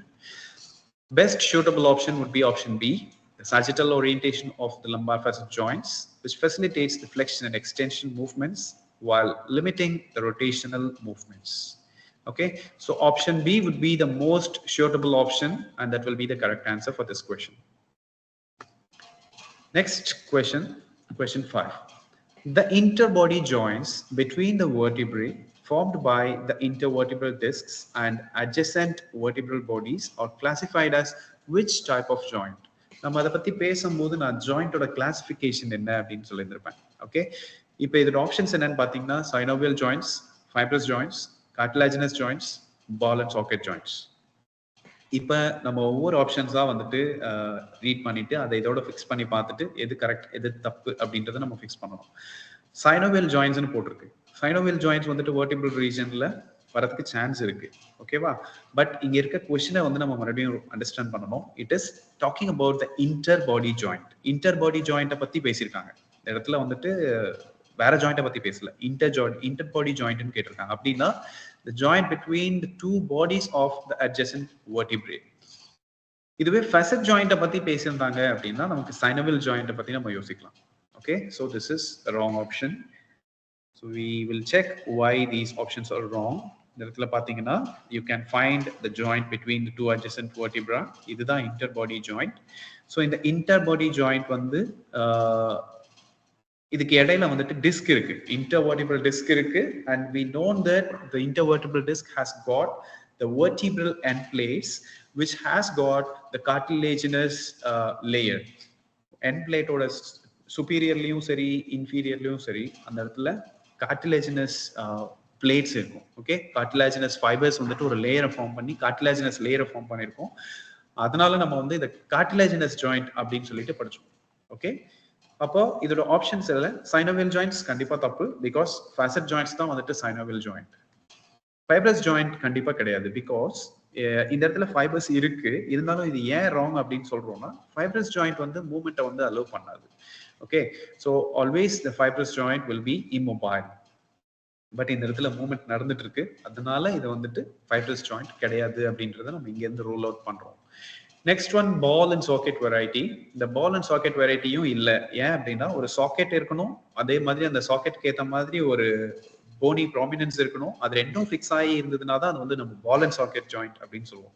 நம்ம பாடியில் பால் அண்ட் சாக்கெட் ஜாயிண்ட் வந்துட்டு ஷோல்டர்ல இருக்கு, அதே மாதிரி ஹிப் ஜாயிண்ட்ல இருக்கு. இது ரெண்டையும் நம்ம வந்து பால் அண்ட் சாக்கெட் ஜாயிண்ட்னு சொல்லுவோம். அப்போ இன்டர்பாடி ஜாயிண்ட் வந்து பால் அண்ட் சாக்கெட் ஜாயிண்ட் கிடையாது. Option A, B and D are wrong. Option C தான் வந்து maximum suitable option, because the interbody joints are classified as cartilaginous joints because they are connected by the intervertebral discs made of fibrocartilage. These joints allow for limited movement and provide cushioning between the vertebrae. Specifically, they are symphysis straight joint. Okay, அப்போ இது என்னன்னு பாத்தீங்கன்னா cartilaginous joint அப்படின்னு சொல்லுவோம். So option C is the correct option. Okay, இப்போ நம்மளோட 5 questions வந்துட்டு பார்த்திருக்கோம். அதுக்கப்புறமா we are going to discuss a bit about the biomechanics. Moments நடக்கும்போது என்னென்ன மாதிரியான கப்ளிங் மூமெண்ட்ஸ் நடக்கும் அப்படின்னு சொல்லி பார்ப்போம். as all we know, ஒரு movement நடக்குது அப்படின்னா அதுக்கு movement coupling னு சொல்லிட்டு இருக்கும். Not only one movement will one bone will be working, but all the other segments will be working together. Okay, so மற்ற segments எல்லாமே வந்துட்டு அடுத்தடுத்து ஒன்றை தாண்டி ஒன்று வந்து interconnectionல வந்துட்டு work ஆகிக்கிட்டே இருக்கும். ஜென்ரலா மூமெண்ட்ஸ் வந்து நம்ம ஆஸ்டியோகைனமேட்டிக்ஸ் அப்படின்னு சொல்லுவோம். ஆர்த்ரோகைனமேட்டிக்ஸ்னா அந்த மூமெண்ட்ஸ் வந்துட்டு போனுக்கு இடையில நடந்தது, at the place of joint வந்து ஒரு மூமெண்ட் நடக்குதுன்னா அதை வந்து ஆர்த்ரோகைனமேட்டிக்ஸ் அப்படின்னு சொல்லுவோம். ஸோ டியூரிங் திஸ் எக்ஸ்டென்ஷன், இந்த பிக்சர்ல சர்விக்கல் எக்ஸ்டென்ஷன் வந்து எக்ஸ்பிளைன் பண்ணியிருக்கோம். இந்த சர்விக்கல் எக்ஸ்டென்ஷன் நடக்கும்போது என்ன மாதிரியான ஆர்த்ரோகைனமேட்டிக்ஸ் நடக்குது. சர்விக்கல் எக்ஸ்டென்ஷன் வந்துட்டு ஒரு ஆஸ்டியோகைனமேட்டிக்ஸ் அப்படின்னு சொல்லலாம். அதே மாதிரி அந்த ஆஸ்டியோகைனமேட்டிக்ஸ் நடக்கும்போது ஆர்த்ரோகைனமேட்டிக்ஸ்ல என்னென்ன வருதுன்னு பார்த்தீங்கன்னா, it's making some sliding movement. Okay, so facet ஜாயின்ட்ஸ்ல தான் வந்துட்டு இந்த ஆர்த்ரோகைனமேட்டிக்ஸ் வந்துட்டு நடக்கும். அதே மாதிரி பாடியிலையும் வந்துட்டு ஆர்த்ரோகைனமேட்டிக் மூவ்மெண்ட் வந்து நடக்கும். ஃபேசட் ஜாயின்ட்ஸ்ல என்ன ஆகும்னு பார்த்தீங்கன்னா, இட் ஸ்லைட்ஸ். ஓகே, பட் இன்டர்பாடி ஜாயிண்ட்ல வந்துட்டு இட் டிரான்ஸ்லேட்ஸ். ஆன்டீரியராவோ இல்லை போஸ்டீரியராவோ வந்துட்டு டிரான்ஸ்லேட் ஆகும். So cervical spine extension will be accompanied with the sliding movement of the facet joints. Okay, during the extension, the facet joints that slides inferiorly. அதே மாதிரி occipital condyles எப்படி move ஆகுதுன்னு பார்த்தீங்கன்னா, it rolls posteriorly. Okay, during extension, occipital condyles roll posteriorly and slides anteriorly. During flexion, the opposite thing happens. The slide that occurs superiorly. Anterior movement நடக்கும்போது sliding வந்துட்டு superior நடக்கும். Okay, and this is called as the flexion movement. And during this flexion, all the posterior ligaments are getting tight. Extensionல வந்துட்டு anterior longitudinal ligament வந்துட்டு stretch ஆகுது. அதுல வந்து ஒரு tensile force வந்து create ஆகும். அதே மாதிரி flexion பண்ணும்போது posterior longitudinal ligament as well as all the posterior ligaments which are getting stretched, and that limits the range of motion. இந்த இடத்துல ஸ்லைடிங் வந்து சுப்பீரியரா நடக்கும்.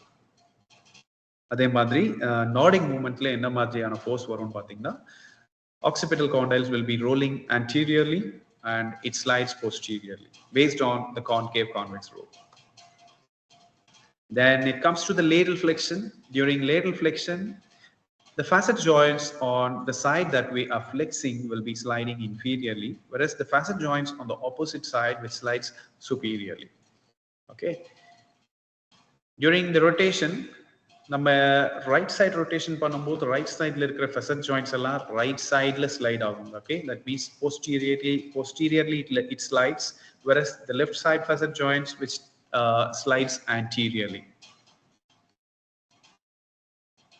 So this is the protraction and retraction movement, which will be mainly looking at the craniovertebral region. Craniovertebral region la enna movement varudhu.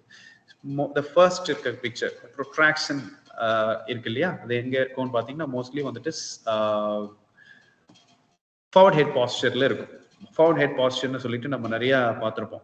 Because of the computer usage and also the use of smartphones or many other gadgets, our posture will be forward headed. Okay, அப்ப என்ன ஆகும்னு பாத்தீங்கன்னா, craniovertebral regionல hyper extension ஆகும். அதே மாதிரி distal cervical regionல வந்துட்டு hyperflexion ஆகும் இருக்கும். Okay, and opposite to this movement will be called as the retraction. This is the flexion of the whole trunk, which makes the posterior region to stretch, whereas the anterior region to compress. அதே மாதிரி posterior ligaments எல்லாமே வந்துட்டு stretch ஆகுது. Then comes the thoracolumbar extension. During this extension, again the ALL is getting tight and the posterior most structures are going to compression. இந்த இடத்துல sliding எப்படி ஆகுதுன்னு பாத்தீங்கன்னா, during extension it slides inferiorly. The facet joint slides inferiorly. During the lateral flexion, the facet joints on the side that we are flexing will be sliding inferiorly, and the opposite side facet joints will be sliding superiorly. During rotation, it's the side which we are turning will be sliding posteriorly, and the opposite side will be making the slide to have in the anterior way. Okay, so this is a lumbopelvic rhythm. During forward bending position, நம்ம ஸ்ட்ரெயிட்டா நின்னுட்டு கீழே bend பண்றோம் அப்படின்னா எந்தெந்த மாதிரியான சீக்வென்ஸ்ல movement நடக்கும் அப்படின்றது தான் இந்த lumbopelvic rhythm.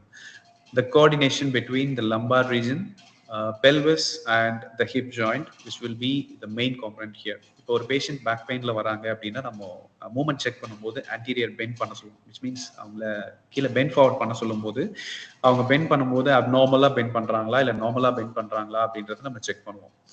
Okay, so with a normal person, this lumbar flexion and hip flexion which occurs simultaneously to bring the entire range of motion. இப்போ இதில் ஏதாவது ப்ராப்ளம் இருக்கு, அவங்களால சரியா கீழே ரீச் பண்ண முடியலன்னா அதுக்கான ரீசன் வந்து லம்பார் ஸ்பைனா இல்லை ஹிப் ஜாயிண்டா அப்படின்றத நம்ம ஃபைண்ட் அவுட் பண்ணணும். ஓகே, மேபி வந்து குளூட்டியல் ரீஜன்ல டைட்னஸ் இருந்தாலோ இல்லை வந்து ஹாம்ஸ்ட்ரிங்ஸ்ல டைட்னஸ் இருந்தாலோ ஹிப் ஜாயிண்ட் ஃபிளெக்ஷன் வந்து இந்த இடத்துல சரியா இருக்காது. Always also the pelvic movement, anterior tilting of பெல்விஸும் அந்த இடத்துல கம்மியா இருக்கும். இதுவே lumbar spine problem இருந்தது அப்படின்னா they maintain the spine in a neutral position and they use maximum of the movement from the pelvis, from the hip joint. Okay, so excessive hip flexion நால அவங்க வந்து bend பண்ண try பண்ணுவாங்க, but still they cannot reach the ground. This is what the lumbopelvic rhythm is. This is the reversal of the movement. கீழே bend பண்ணதுக்கு அப்புறமா எப்படி reverse ஆகி நார்மல் பொசிஷனுக்கு வராங்க, அதுக்கு எந்தெந்த மசில்ஸ் வந்துட்டு ஒர்க் ஆகுது அப்படின்னு சொல்லிட்டு. Okay, so during this early phase what are the muscles which are working and during the late phase what are the muscles are working here அப்படின்றத நம்ம பார்ப்போம். ஓகே, மேக்ஸிமம் த மிடில் ஃபேஸ்ல lumbar extensors வந்துட்டு அதிகமாக work ஆகும். Early ஃபேஸ்ல வந்துட்டு gluteus maximus தான் ரொம்ப அதிகமாக ஒர்க் ஆகும், which means the gluteus maximus which initiates the extension.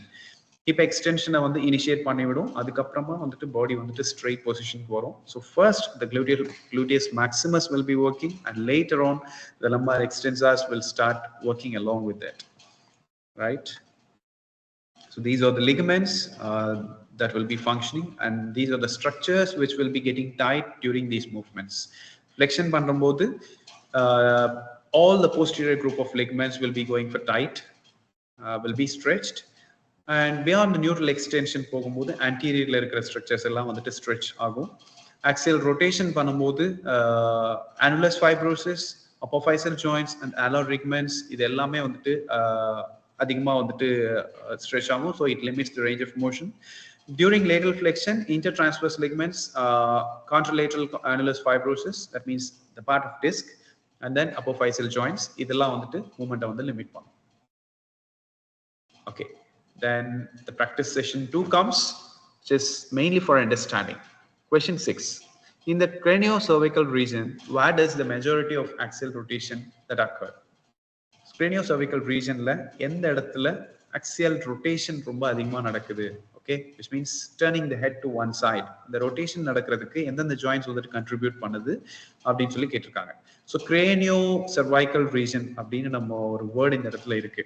அப்படின்னா என்னன்னு நினைக்கணும்னா most proximal region, cranium கிட்ட இருக்கக்கூடிய cervical spine, which means the C1 and C2 தான் craniovertebral region. Okay, அப்போ இந்த இடத்துல ரொட்டேஷன் அக்சியல் ரொட்டேஷன் நடக்கும்போது கிரேனியோவர்டிபிரல் ரீஜன்ல வந்துட்டு எது அதிகமாக கண்ட்ரிபியூட் பண்ணுது அப்படின்னு பார்த்தோம்னா ஆப்ஷன்ஸ் வந்து at the atlanto occipital joint, option B at the atlanto axial joint, and option C between C2 and C7, option D at the cervico thoracic junction. இதுல எது வந்து சரியான ஆப்ஷன் அப்படின்னு சொல்லிட்டு நம்ம பார்ப்போம். ஸோ கிரேனியோவர்டிபிரல் ரீஜன், கிரேனியோசர்வைக்கல் ரீஜன்னாலே option A and option பியா தான் இருக்கணும் இல்லையா? அட்லாண்டோ ஆக்சிபிட்டலா இருக்கணும், இல்லைன்னா அட்லாண்டோ ஆக்சியல் ஜாயிண்டா இருக்கணும். எந்த இடத்துல மூவ்மெண்ட் வருது அப்படின்னு சொல்லி நம்ம பார்க்கலாம். So the wrong ideas. At the atlanto-occipital joint, this joint has limited rotation due to the deep-seated occipital condyles. Occipital condyle வந்து C1 மேல போய் deep-seated இருக்கும். அந்த இடத்துல மூவ்மெண்ட் நடக்கும்போது நாடிங் மூவ்மெண்ட் மட்டும் தான் வந்துட்டு பாசிபிளா இருக்கும், இந்த இடத்துல ரொட்டேஷன் நடக்கவே நடக்காது. So option A is wrong option. Then option C between C2 and C7, already வந்து கொஸ்டின்லேயே வந்துட்டு கிரேனியோசர்வைக்கல் ரீஜன் அப்படின்னு இருந்துச்சு. அப்போ கண்டிப்பா இந்த ஆப்ஷன் வந்துட்டு ராங்கா தான் இருக்கும், because it is C2 and C7. C2ல இருந்து C7 வரைக்கும் இருக்கிறது வந்து நம்ம கிரேனியோவர்டிபிரல் ரீஜன் அப்படின்னு சொல்ல மாட்டோம். Okay, then option D at the cervico-thoracic junction. Cervico-thoracic junction la nadakkum solranga. As again idu cranio-cervical region question la irukradnala we can rule this out. So at the atlanto-occipital joint complex will be the option, and this is the right answer because that is a pivot joint which makes a pivot and which makes the rotation to happen very well. C1 and C2 கிட்ட தான் rotation வந்து நிறைய நடக்கும். அது எதனால அப்படின்னா அந்த ஜாயிண்டோட ஆர்கிடெக்சர்னால. So option B is the right option. Question 7. During lateral flexion in the thoracic region, what movement occurs at the inferior facet surface of C7 relative to T7? T6 relative to T7. அப்போ T6 ல T6 and T7 நம்ம compare பண்ணும்போது T6 ஓட movement வந்து இந்த இடத்துல எப்படி இருக்கும் அப்படின்றது தான் क्वेश्चन. During lateral flexion, நம்ம lateral flexion பண்ணும்போது என்ன மாதிரியான மூவ்மெண்ட் வந்து வரும் எங்க அப்படின்னு பார்த்தோம்னா facet jointல. அப்போ facet jointோட மூவ்மெண்ட் வந்து நம்ம கொஞ்சம் முன்னாடி பார்த்தோம். During lateral flexion என்ன மாதிரியான மூவ்மெண்ட்ஸ் வரும் அப்படின்னு. So the options are slides are inferiorly on the contralateral side and superiorly on the ipsilateral side. Second option, slides superiorly on the contralateral side and inferiorly on the ipsilateral side. Slides anteriorly on both the sides, slides posteriorly on both the sides. இதெல்லாம் தான் வந்து option. இதுல எது கரெக்டா இருக்கும் அப்படின்னு பார்ப்போம். So based on this picture which I have attached here, the sliding that occurs inferiorly, எந்த பக்கம் நம்ம lateral bend பண்றோம், lateral flexion பண்றோமோ அந்த சைடுல இருக்கிற facet joints வந்துட்டு கீழே வந்துட்டு மூவ் ஆகுது, which means it is sliding inferiorly. Opposite sideல இருக்கிற facet joints sliding superiorly. இப்போ நம்மளோட ஆப்ஷன்ஸ் என்னென்ன அப்படின்னு பார்த்தோம்னா first option வந்து slides inferiorly on the contralateral side and superiorly on the ipsilateral side னு இருக்கு. அப்ப இது கண்டிப்பா தப்பு because the side where we are laterally flexing that slides inferiorly. Okay, so இதுல என்ன இருக்குன்னா the slides inferiorly on the contralateral side அப்படின்னு போட்டிருக்கு. அப்ப இது தப்பு. Then option C, slides anteriorly on both the sides, அதுவும் கிடையாது. Slides posteriorly on both the sides, இதுவும் கிடையாது because anterior posterior movement வந்து இந்த இடத்துல நம்ம பேசவே இல்லை. inferior and superior sliding பத்தி மட்டும் தான் நம்ம இந்த இடத்துல நடந்துட்டு இருக்கு. So this option B is the right option where it slides superiorly on the contralateral side and inferiorly on the ipsilateral side. So based on this information, option B is the right option. Question 8. Which ligament stretches during flexion of the spine and limits the range of motion? நம்ம spinal flexion பண்ணும்போது எந்த ligament வந்துட்டு stretch ஆயிட்டு movement limit பண்ணுது அப்படின்னு சொல்லிட்டு. Options are anterior longitudinal ligament, posterior longitudinal ligament, ligamentum flavum, supraspinous ligament. இப்போ anterior longitudinal ligament வந்து anterior-ஆ இருக்கும். அப்போ flexion பண்ணும்போது கண்டிப்பா அந்த இடத்துல stretch ஆகாது. During flexion it bends இல்லையா? இப்போ flexion நடக்கும்போது anteriorல இருக்கிற ligaments வந்துட்டு shortening ஆகும்.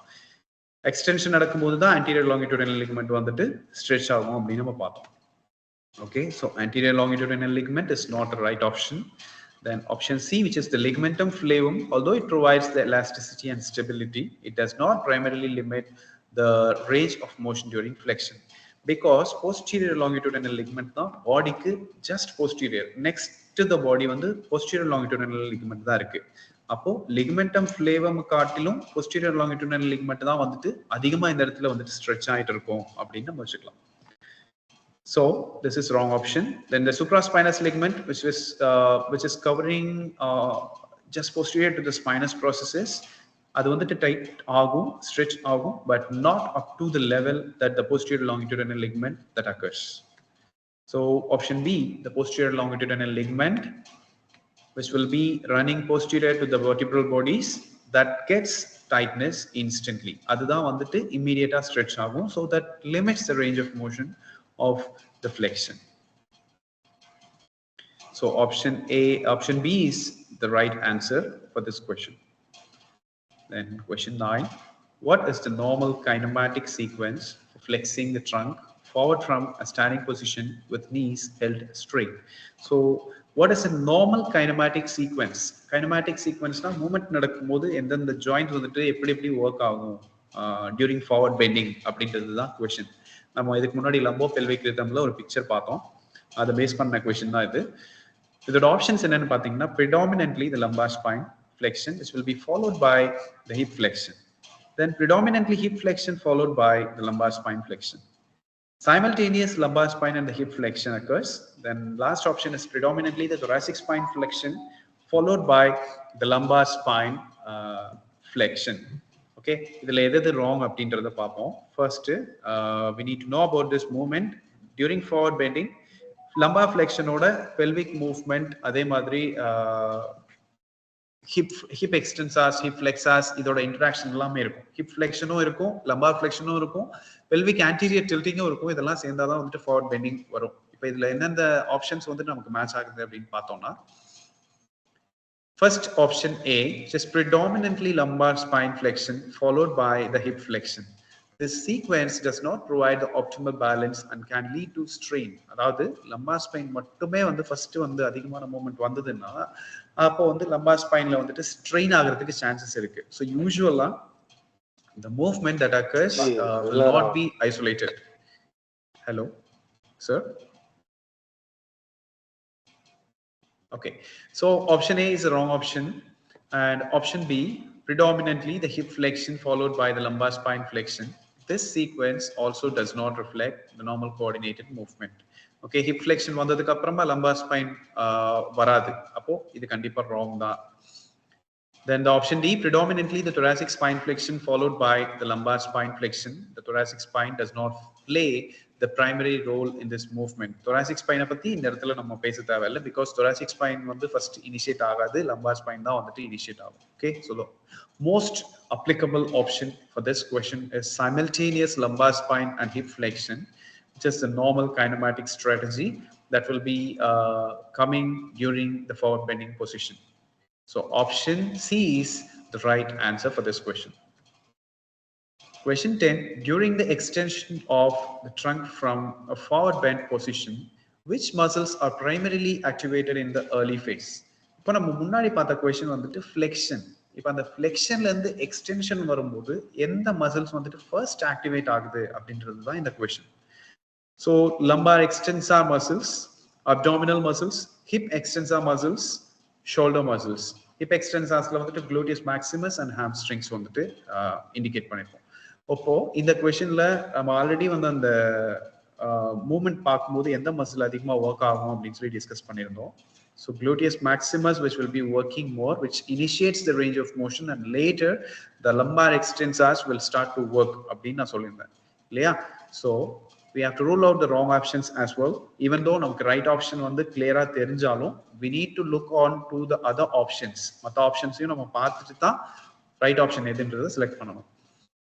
Okay, so lumbar extensor muscles, these muscles are more involved in the middle phase of the trunk extension. So middle phase la da vandu lumbar muscles vandu involve aayirukku. So idu wrong idea. Aprom abdominal muscles vandu anterior ah irukku and it is not playing any role in bringing the extension. Appo iduvum wrong appdinu eduthikalam. Then shoulder muscles ku trunk extension ku அதிகமான relation கிடையாது, அதனால we can rule this out.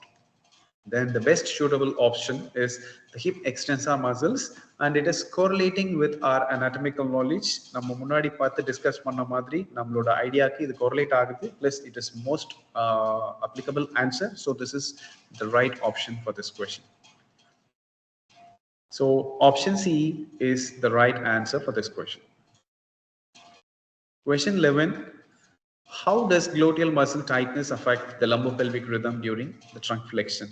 So lumbopelvic rhythm வந்து எப்படி disturb ஆகுது எதனாலன்னு பார்த்தீங்கன்னா gluteal muscle tightnessனால lumbopelvic rhythm எந்த மாதிரி டிஸ்டர்ப் ஆகும்ன்றது தான் இந்த question. So option A, increases the lumbar flexion and reduces the hip flexion. Increases the hip flexion and reduces the lumbar flexion. Does not affect the lumbopelvic rhythm. Enhances the coordination between the lumbar and the hip movements. Okay, so the options, wrong options are increased hip flexion and reduces the lumbar flexion. This is incorrect because the tight gluteal muscles limit the hip movement and it does not enhance it. Tight ah irukkudiya gluteal muscles antagonistic activity நால hip flexion கண்டிப்பா வந்துட்டு restrict பண்ணும். ஓகேவா? அதனால இது wrong option. Option C does not affect the lumbopelvic rhythm. இதுவும் wrong. கண்டிப்பா இது வந்து lumbopelvic rhythm affect பண்ணும். So this option is not suitable one. Option D enhances the coordination between the lumbar and the hip movements. This is incorrect, as tight gluteal muscles disrupt the normal coordination between the lumbar and the hip movements. Okay, so the coordination வந்து enhance பண்ணுது அப்படின்றது கண்டிப்பா கிடையாது. So best suitable option is option A, which is increases the lumbar flexion and reduces the hip flexion. Tight gluteal muscles that restrict the movement of the hips, leading to compensatory increased flexion in the lumbar spine to achieve the forward bending position. So gluteus maximus kandipa properana optimal level la irundha mattum adu contract panni extension easy ah kondu varum. Anga tightness irukradanaala idu bend பண்ணும்போது கண்டிப்பா வந்து அவங்கள ஈஸியா bend பண்றதுக்கு allow பண்ணாது because of the antagonistic restriction. Okay, so the option A is the right option for this question. Question 12. How does the line of gravity affect the stability of the lumbar spine during the standing posture? நம்ம நேரா நிக்கும்போது lumbar spine ஓட stability எப்படி கிடைக்கும்? Erect posture நம்ம எப்படி கொண்டு வருவோம்? அப்ப line of gravity வந்து இதுக்கு எந்த அளவுக்கு வந்துட்டு சப்போர்ட் பண்ணுது, அது எந்த மாதிரி அஃபெக்ட் ஆகுது அப்படின்றது தான் question. Okay, so how does the line of gravity that affects the stability of the lumbar spine during standing posture? Standing postureல இருக்கும்போது line of gravity எப்படி இதை வந்து அஃபெக்ட் பண்ணுது, அதான் question. So இப்போ நமக்கு வந்து line of gravity எப்படி போகுது அப்படின்ற ஐடியா வரணும். Okay, passes through the anterior aspect of the lumbar region, which is the option A, which is increasing the stability. Passes through the posterior aspect of the lumbar vertebrae, which is increasing the stability. Passes anterior to the lumbar vertebrae, creating an extension movement, and passes directly through the center of the lumbar vertebrae, which has got no effect on the stability. Okay, so இப்போ இதுல எது suitable ஆப்ஷனா இருக்கு அப்படின்னு சொல்லிட்டு நம்ம பார்த்தோம்னா, lumbar spine கிட்ட line of gravity எப்படி வந்து பாஸ் ஆகுது அப்படின்னு சொல்லிட்டு நம்ம ஃபர்ஸ்ட் ஒரு பிக்சர்ல பார்த்தோம். ஓகே, விச் மீன்ஸ் லம்பார் ஸ்பைனுக்கு போஸ்டீரியரா தான் வந்துட்டு லைன் ஆஃப் கிராவிட்டி ஆல்வேஸ் வந்துட்டு டிராவல் ஆகும். ஸோ த ராங் ஆப்ஷன்ஸ் எல்லாம் என்னென்னு பார்த்தோம்னா, it pass through the anterior aspect of the lumbar vertebra. இது அல்டிமேட்டா ஒரு பிளண்டர் ஆப்ஷன், பிகாஸ் லம்பார் ரீஜன்ல லைன் ஆஃப் கிராவிட்டி ஆன்டீரியரா வரவே வராது, போஸ்டீரியரா தான் வரும். ஸோ இது wrong option.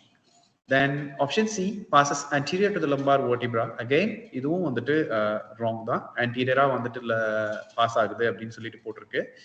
Option D passes directly through the center of the lumbar vertebra.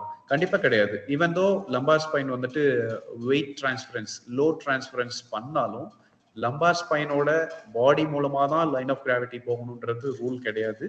So it is also a wrong option. The best suitable option is the line of gravity that passes posterior to the lumbar vertebrae, creating an extension moment that helps maintain the lordotic curvature, contributing to the stability of the lumbar spine. So the best suitable option is option B. Option B down the correct. Then question 13. In an obese individual, how does the line of gravity shift and which structures compensate for this imbalance? ஒரு obese இருக்கக்கூடிய ஒரு person அவரோட line of gravity வந்து எப்படி இருக்கும், அவரோட ஆன்டீரோ posterior dimensions வந்துட்டு அதிகமா இருக்கிறதுனால, பாடி வெயிட் அதிகமா இருக்கிறதுனால லைன் ஆஃப் கிராவிட்டி எந்த பக்கம் ஷிஃப்ட் ஆகும் அப்படின்றது தான் இந்த கொஸ்டின். ஓகே, அப்படி ஷிஃப்ட் ஆகும்போது எந்தெந்த ஸ்ட்ரக்சர்ஸ் வந்துட்டு அதை காம்பன்சேட் பண்ணி ஒர்க் பண்ணுது அப்படின்றது தான் question. So option A shifts posteriorly, compensated by the lumbar flexors and the quadriceps. Shifts anteriorly, compensated by the lumbar extensors and hip extensors. Shifts laterally, compensated by the lateral abdominal muscles and adductors. Remains unchanged, no need for compensation by other structures. இப்போ இதில் என்னென்ன options வந்துட்டு wrong அப்படின்றத first பார்ப்போம். So I try to bring here a picture. ஒரு obese பர்சனோட picture இருக்க மாதிரி நான் இங்கே ட்ரை பண்ணியிருக்கேன். இப்போ அந்த ப்ளூ கலர் ஆரோ வந்து மேலேருந்து கீழே டிரான்ஸ்ஃபர் ஆகுது இல்லையா, that is representing about the normal line of gravity's position. But even then இவரோட பாடி டைமென்ஷன்ஸ் பத்தி நம்ம பார்க்கும்போது நம்ம ஆப்டிமல் லைன் ஆஃப் கிராவிட்டி எப்படி இருக்குமோ அது கூட இந்த இடத்துல இல்லை. ஓகேவா, because of the antero posterior increased diameter. அப்படி இருக்கிறதுனால செக்மெண்டல் சென்டர் ஆஃப் கிராவிட்டி பத்தி நம்ம இங்க டிஸ்கஸ் பண்ணணும். செக்மெண்டல் சென்டர் ஆஃப் கிராவிட்டி இவரோட பாடிக்கு பார்த்தோம்னா ஒவ்வொரு செக்மெண்ட்டுக்கும் ஒவ்வொரு இடத்துல சென்டர் ஆஃப் கிராவிட்டி இருக்கும். அப்போ அவரோட பெல்லி ரீஜன்ல அப்டாமினல் ரீஜன்ல வெயிட் ரொம்ப அதிகமா இருக்கிறதுனால it shifts his whole body weight anteriorly வந்துட்டு ஷிஃப்ட் ஆயிருக்கும் பாடி வெயிட் எல்லாமே. அப்போ நமக்கு தெரியும் சென்டர் ஆஃப் கிராவிட்டி டைரக்டா vertically travels downward to the ground. ஓகேவா? அப்படி வெர்டிகலா கிரவுண்டுக்கு டிராவல் ஆகுறதுனால கண்டிப்பா லைன் ஆஃப் கிராவிட்டி இருக்க வேண்டிய இடத்துல இருக்காது, அது எங்கேயாவது ஷிஃப்ட் ஆயிருக்கும் இல்லையா? இப்போ ராங் ஆப்ஷன்ஸ் என்னென்ன அப்படின்றத பார்ப்போம். It shifts posteriorly, compensated by the lumbar flexors and quadriceps. This is incorrect, as the line of gravity does not shift posteriorly in obese individuals. Okay, இப்போ லைன் ஆஃப் கிராவிட்டி வந்துட்டு போஸ்டீரியரா shift ஆகுது அப்படின்னு சொல்லிட்டு இங்க போட்டிருக்காங்க. கண்டிப்பா லைன் ஆஃப் கிராவிட்டி போஸ்டீரியரா ஷிஃப்ட் ஆகாது, because anterior body weight ரொம்ப அதிகமா இருக்கு இல்லையா? அப்போ anterior தான் வந்துட்டு அது டிஸ்பிளேஸ் ஆகும். அப்போ option A is the wrong option. Then option C shifts laterally. Laterally shift ஆகுது அப்படின்னு நம்ம சொல்ல முடியாது, பிகாஸ் எரெக்ட் ஸ்டாண்டிங் பொசிஷன்ல லேட்டரலா வந்துட்டு போகுது அப்படின்னா maybe because of some deformity அப்படி ஏதாவது இருந்தால் தான் போகும், இல்லைன்னா லேட்டரல் ஷிஃப்ட் ஆகவே ஆகாது. அப்போ இந்த கொஸ்டினுக்கு தகுந்த மாதிரி நம்ம பார்த்தோம்னா it is also wrong option. Then remains unchanged, change ஆகாது அப்படியே இருக்கும் அப்படின்றது ஆப்ஷன் டி. கண்டிப்பா ஆப்ஷன் டி வந்து தப்பு, because option the line of gravity வந்துட்டு பாடி வெயிட் அதிகமாகிறதுனால கண்டிப்பா அதுக்கேற்ற மாதிரி மாடிஃபிகேஷன் இருக்கும், ஆல்ட்ரேஷன் வந்து இருக்கும். So the best suitable option is option B, which is shifting anteriorly. The line of gravity that shifts anteriorly, and that will be compensated by the lumbar extensors. அதனால தான் obese persons எல்லாம் பார்த்தீங்கன்னா lordotic-ஆ இருப்பாங்க, because of excessive anterior body load. Posterior body structures will need to put more effort to maintain the erect posture. அந்த கன்ட்ராக்ஷனை வந்து அதிகமாக maintain பண்ணி தான் அவங்களோட பாடி போஸ்டரை வந்து மெயின்டைன் பண்ண முடியும். அப்போ இந்த line of gravity anterior of shift ஆயிருக்கிறதுனால லம்பார் எக்ஸ்டென்சார்ஸ் கண்டிப்பா அதை காம்பன்சேட் பண்ணி தான் ஆகணும். So option B is the best suitable option for this question. So option B is the right option. Question 14. How does forward head posture affect the line of gravity, and which structures compensate for this imbalance? Okay, so forward head pastor இருக்கிறதுனால line of gravity வந்துட்டு எப்படி shift ஆகும், அதுக்கு என்ன மாதிரியான structures வந்துட்டு affect ஆகிட்டு இருக்கும், கம்பன்சேட் பண்ணிட்டு இருக்கும்ன்றது தான் question. So option A, which is shifts the line of gravity posteriorly, compensated by the cervical flexors. Shifts the line of gravity anteriorly, compensated by the cervical extensors and the upper back muscles. Shifts the line of gravity laterally and compensated by the lateral neck muscles. Has no effect on the line of gravity and requires no compensation. Okay, forward head position la இருக்கும்போது நம்ம ஒரு பிக்சர்ல முன்னாடி பார்த்தோம். இந்த forward head positionல இருக்கும்போது பாத்தீங்கன்னா wait வந்து anterior displace ஆகுது, ஹெட்டோட வெயிட் anterior displace ஆகுது. anterior displace ஆகும்போது கண்டிப்பா line of gravity vertically downwards வந்துட்டு டிராவல் ஆகும். அப்போ vertically downwardsல டிராவல் ஆகும்போது இந்த ஆப்ஷன்ஸ்ல எது சூட்டபிளா இருக்கு அப்படின்னு பார்ப்போம். So we rule out the wrong ideas first. So this picture is depicting about the line of gravity of the head in the forward head position. Forward head posture la irukumbodhu line of gravity எப்படி போகும்ன்றதை இந்த picture வந்து represent பண்ணுது. Fine. So wrong option, option A is wrong, because the shift of line of gravity posteriorly and is compensating by the anterior muscles, that is the cervical flexors. It is a wrong option, because line of gravity முன்னாடி தான் shift ஆகுது, anterior ஆக வந்து shift ஆகும், posterior shift ஆகாது. Then option C shifts the line of gravity laterally, compensated by the lateral neck muscles. This is incorrect, because the shift is not lateral and it is in anterior. Lateral shift ஆகல கண்டிப்பா, because forward head posture அப்படிங்கும்போது anterior movement தான் அது இல்லையா? அப்ப நம்ம lateral shift ஆகுதுன்றது wrong option. Option D has got no effect. No effect ன்னு போட்டிருக்காங்க, கண்டிப்பா effect ஆகும், அதனால இதுவும் wrong. Right option எதுன்னு பார்த்தோம்னா shifts the line of gravity anteriorly and it will be compensated by the cervical extensors and the upper back muscles. இதுதான் right option. Forward head positionல இருக்கும்போது line of gravity வந்துட்டு anterior shift ஆகுது, அதனால posterior most structure கண்டிப்பா அதிகமா work ஆகும். So option B is the right answer for this question. So the last question, which of the following best describes the biomechanical compensations that occur in response to an increased anterior pelvic tilt in an individual with lower crossed syndrome? Okay, so or a lower crossed syndrome இருக்கக்கூடிய ஒரு patient அவருக்கு maybe ஒபீஸா இருக்கக்கூடிய ஒரு பேஷண்ட்னு வச்சுக்கலாம். Lower crossed syndrome இருக்கு. அப்போ biomechanical கம்பென்சேஷன்ஸ் வந்துட்டு எப்படி நடக்கும்ன்றது தான் இந்த question. Okay, so the options are increased thoracic kyphosis and activation of the hip flexors. Option B, reduced lumbar lordosis and a decreased activity of the gluteal muscles. Increased lumbar lordosis and compensatory activation of the abdominal and the hip extensor muscles. Decreased thoracic kyphosis and reduced activity of the lumbar extensor muscles. Okay, so now we discuss about the wrong options with the help of a picture. So in an obese person, நான் ஒரு cross போட்டிருக்கேன் இந்த இடத்துல. இந்த cross வந்து எது relate பண்ணுதுன்னு பாருங்க. ஆன்டீரியரா இருக்கக்கூடிய அந்த கிராஸ் வந்து அப்டாமினல் மசில்ஸையும் அதுக்கு ஈக்குவலா போஸ்டீரியர்ல இருக்கக்கூடிய அதே லைனோட எக்ஸ்டென்ஷன் வந்துட்டு குளூட்டியல் மசில்ஸை இண்டிகேட் பண்ணுது. அதுக்கு ஆப்போசிட்டா ஒரு கிராஸ்ல அந்த ஸ்லாண்டிங் லைன் வந்து போஸ்டீரியர் லம்பார் ரீஜன் மசில்ஸையும் ஆன்டீரியர்ல quadriceps muscles, that means hip flexor muscles வந்துட்டு denote பண்ணுது.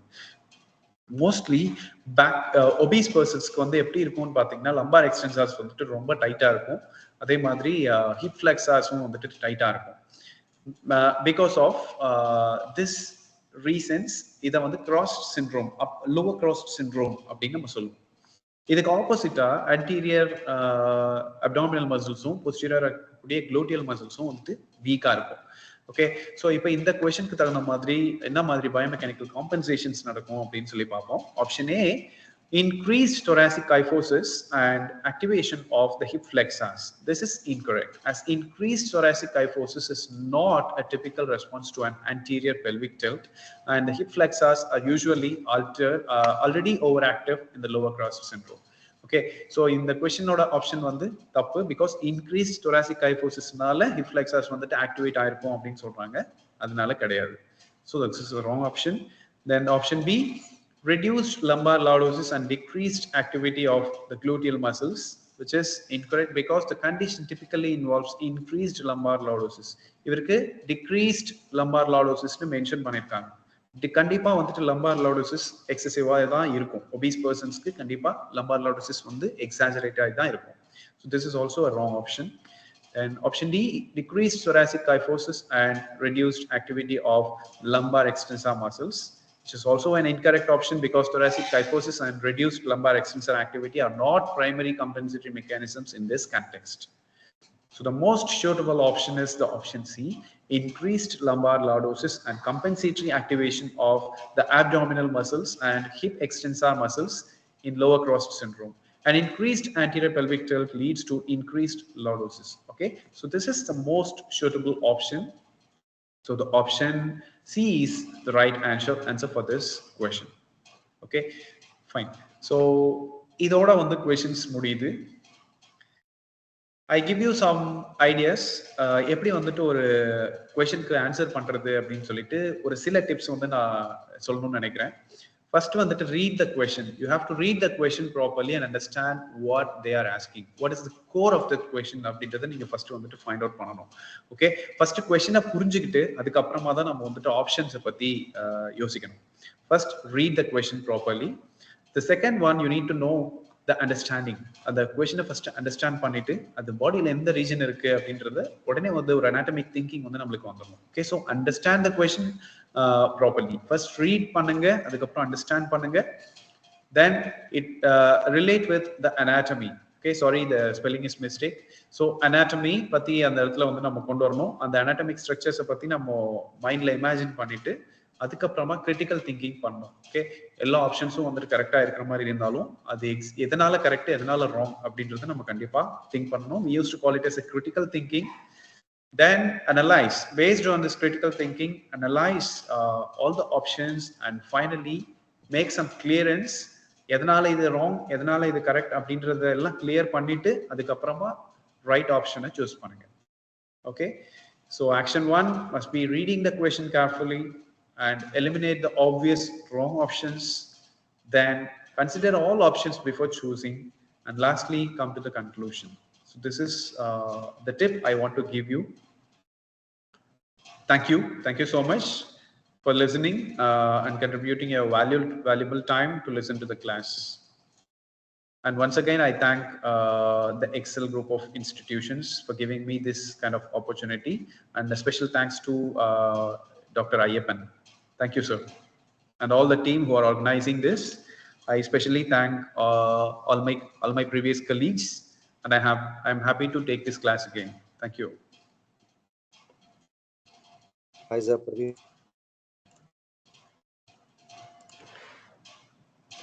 Hi, sir. Detailed presentations.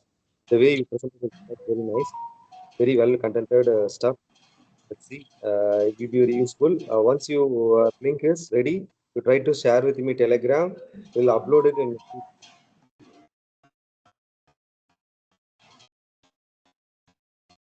So once it will be in a public domain, a lot of people will get benefited.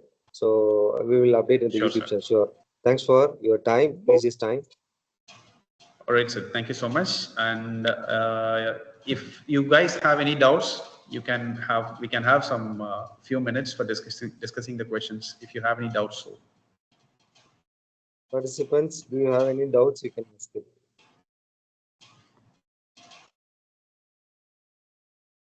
I think you're in a college, sir. I think. Thanks for management to give an idea, giving your time in a working schedule. I really It's my appreciate it. pleasure. It's my pleasure. Thanks to the dean, those who are behind you. Thank you, sir. Thank you so much. Yes, I will. I think. Okay, sir. I think we can quit the meeting. Okay, sir. Yes, sir. You quit it, sir. All right. Thank you, sir. Thank you.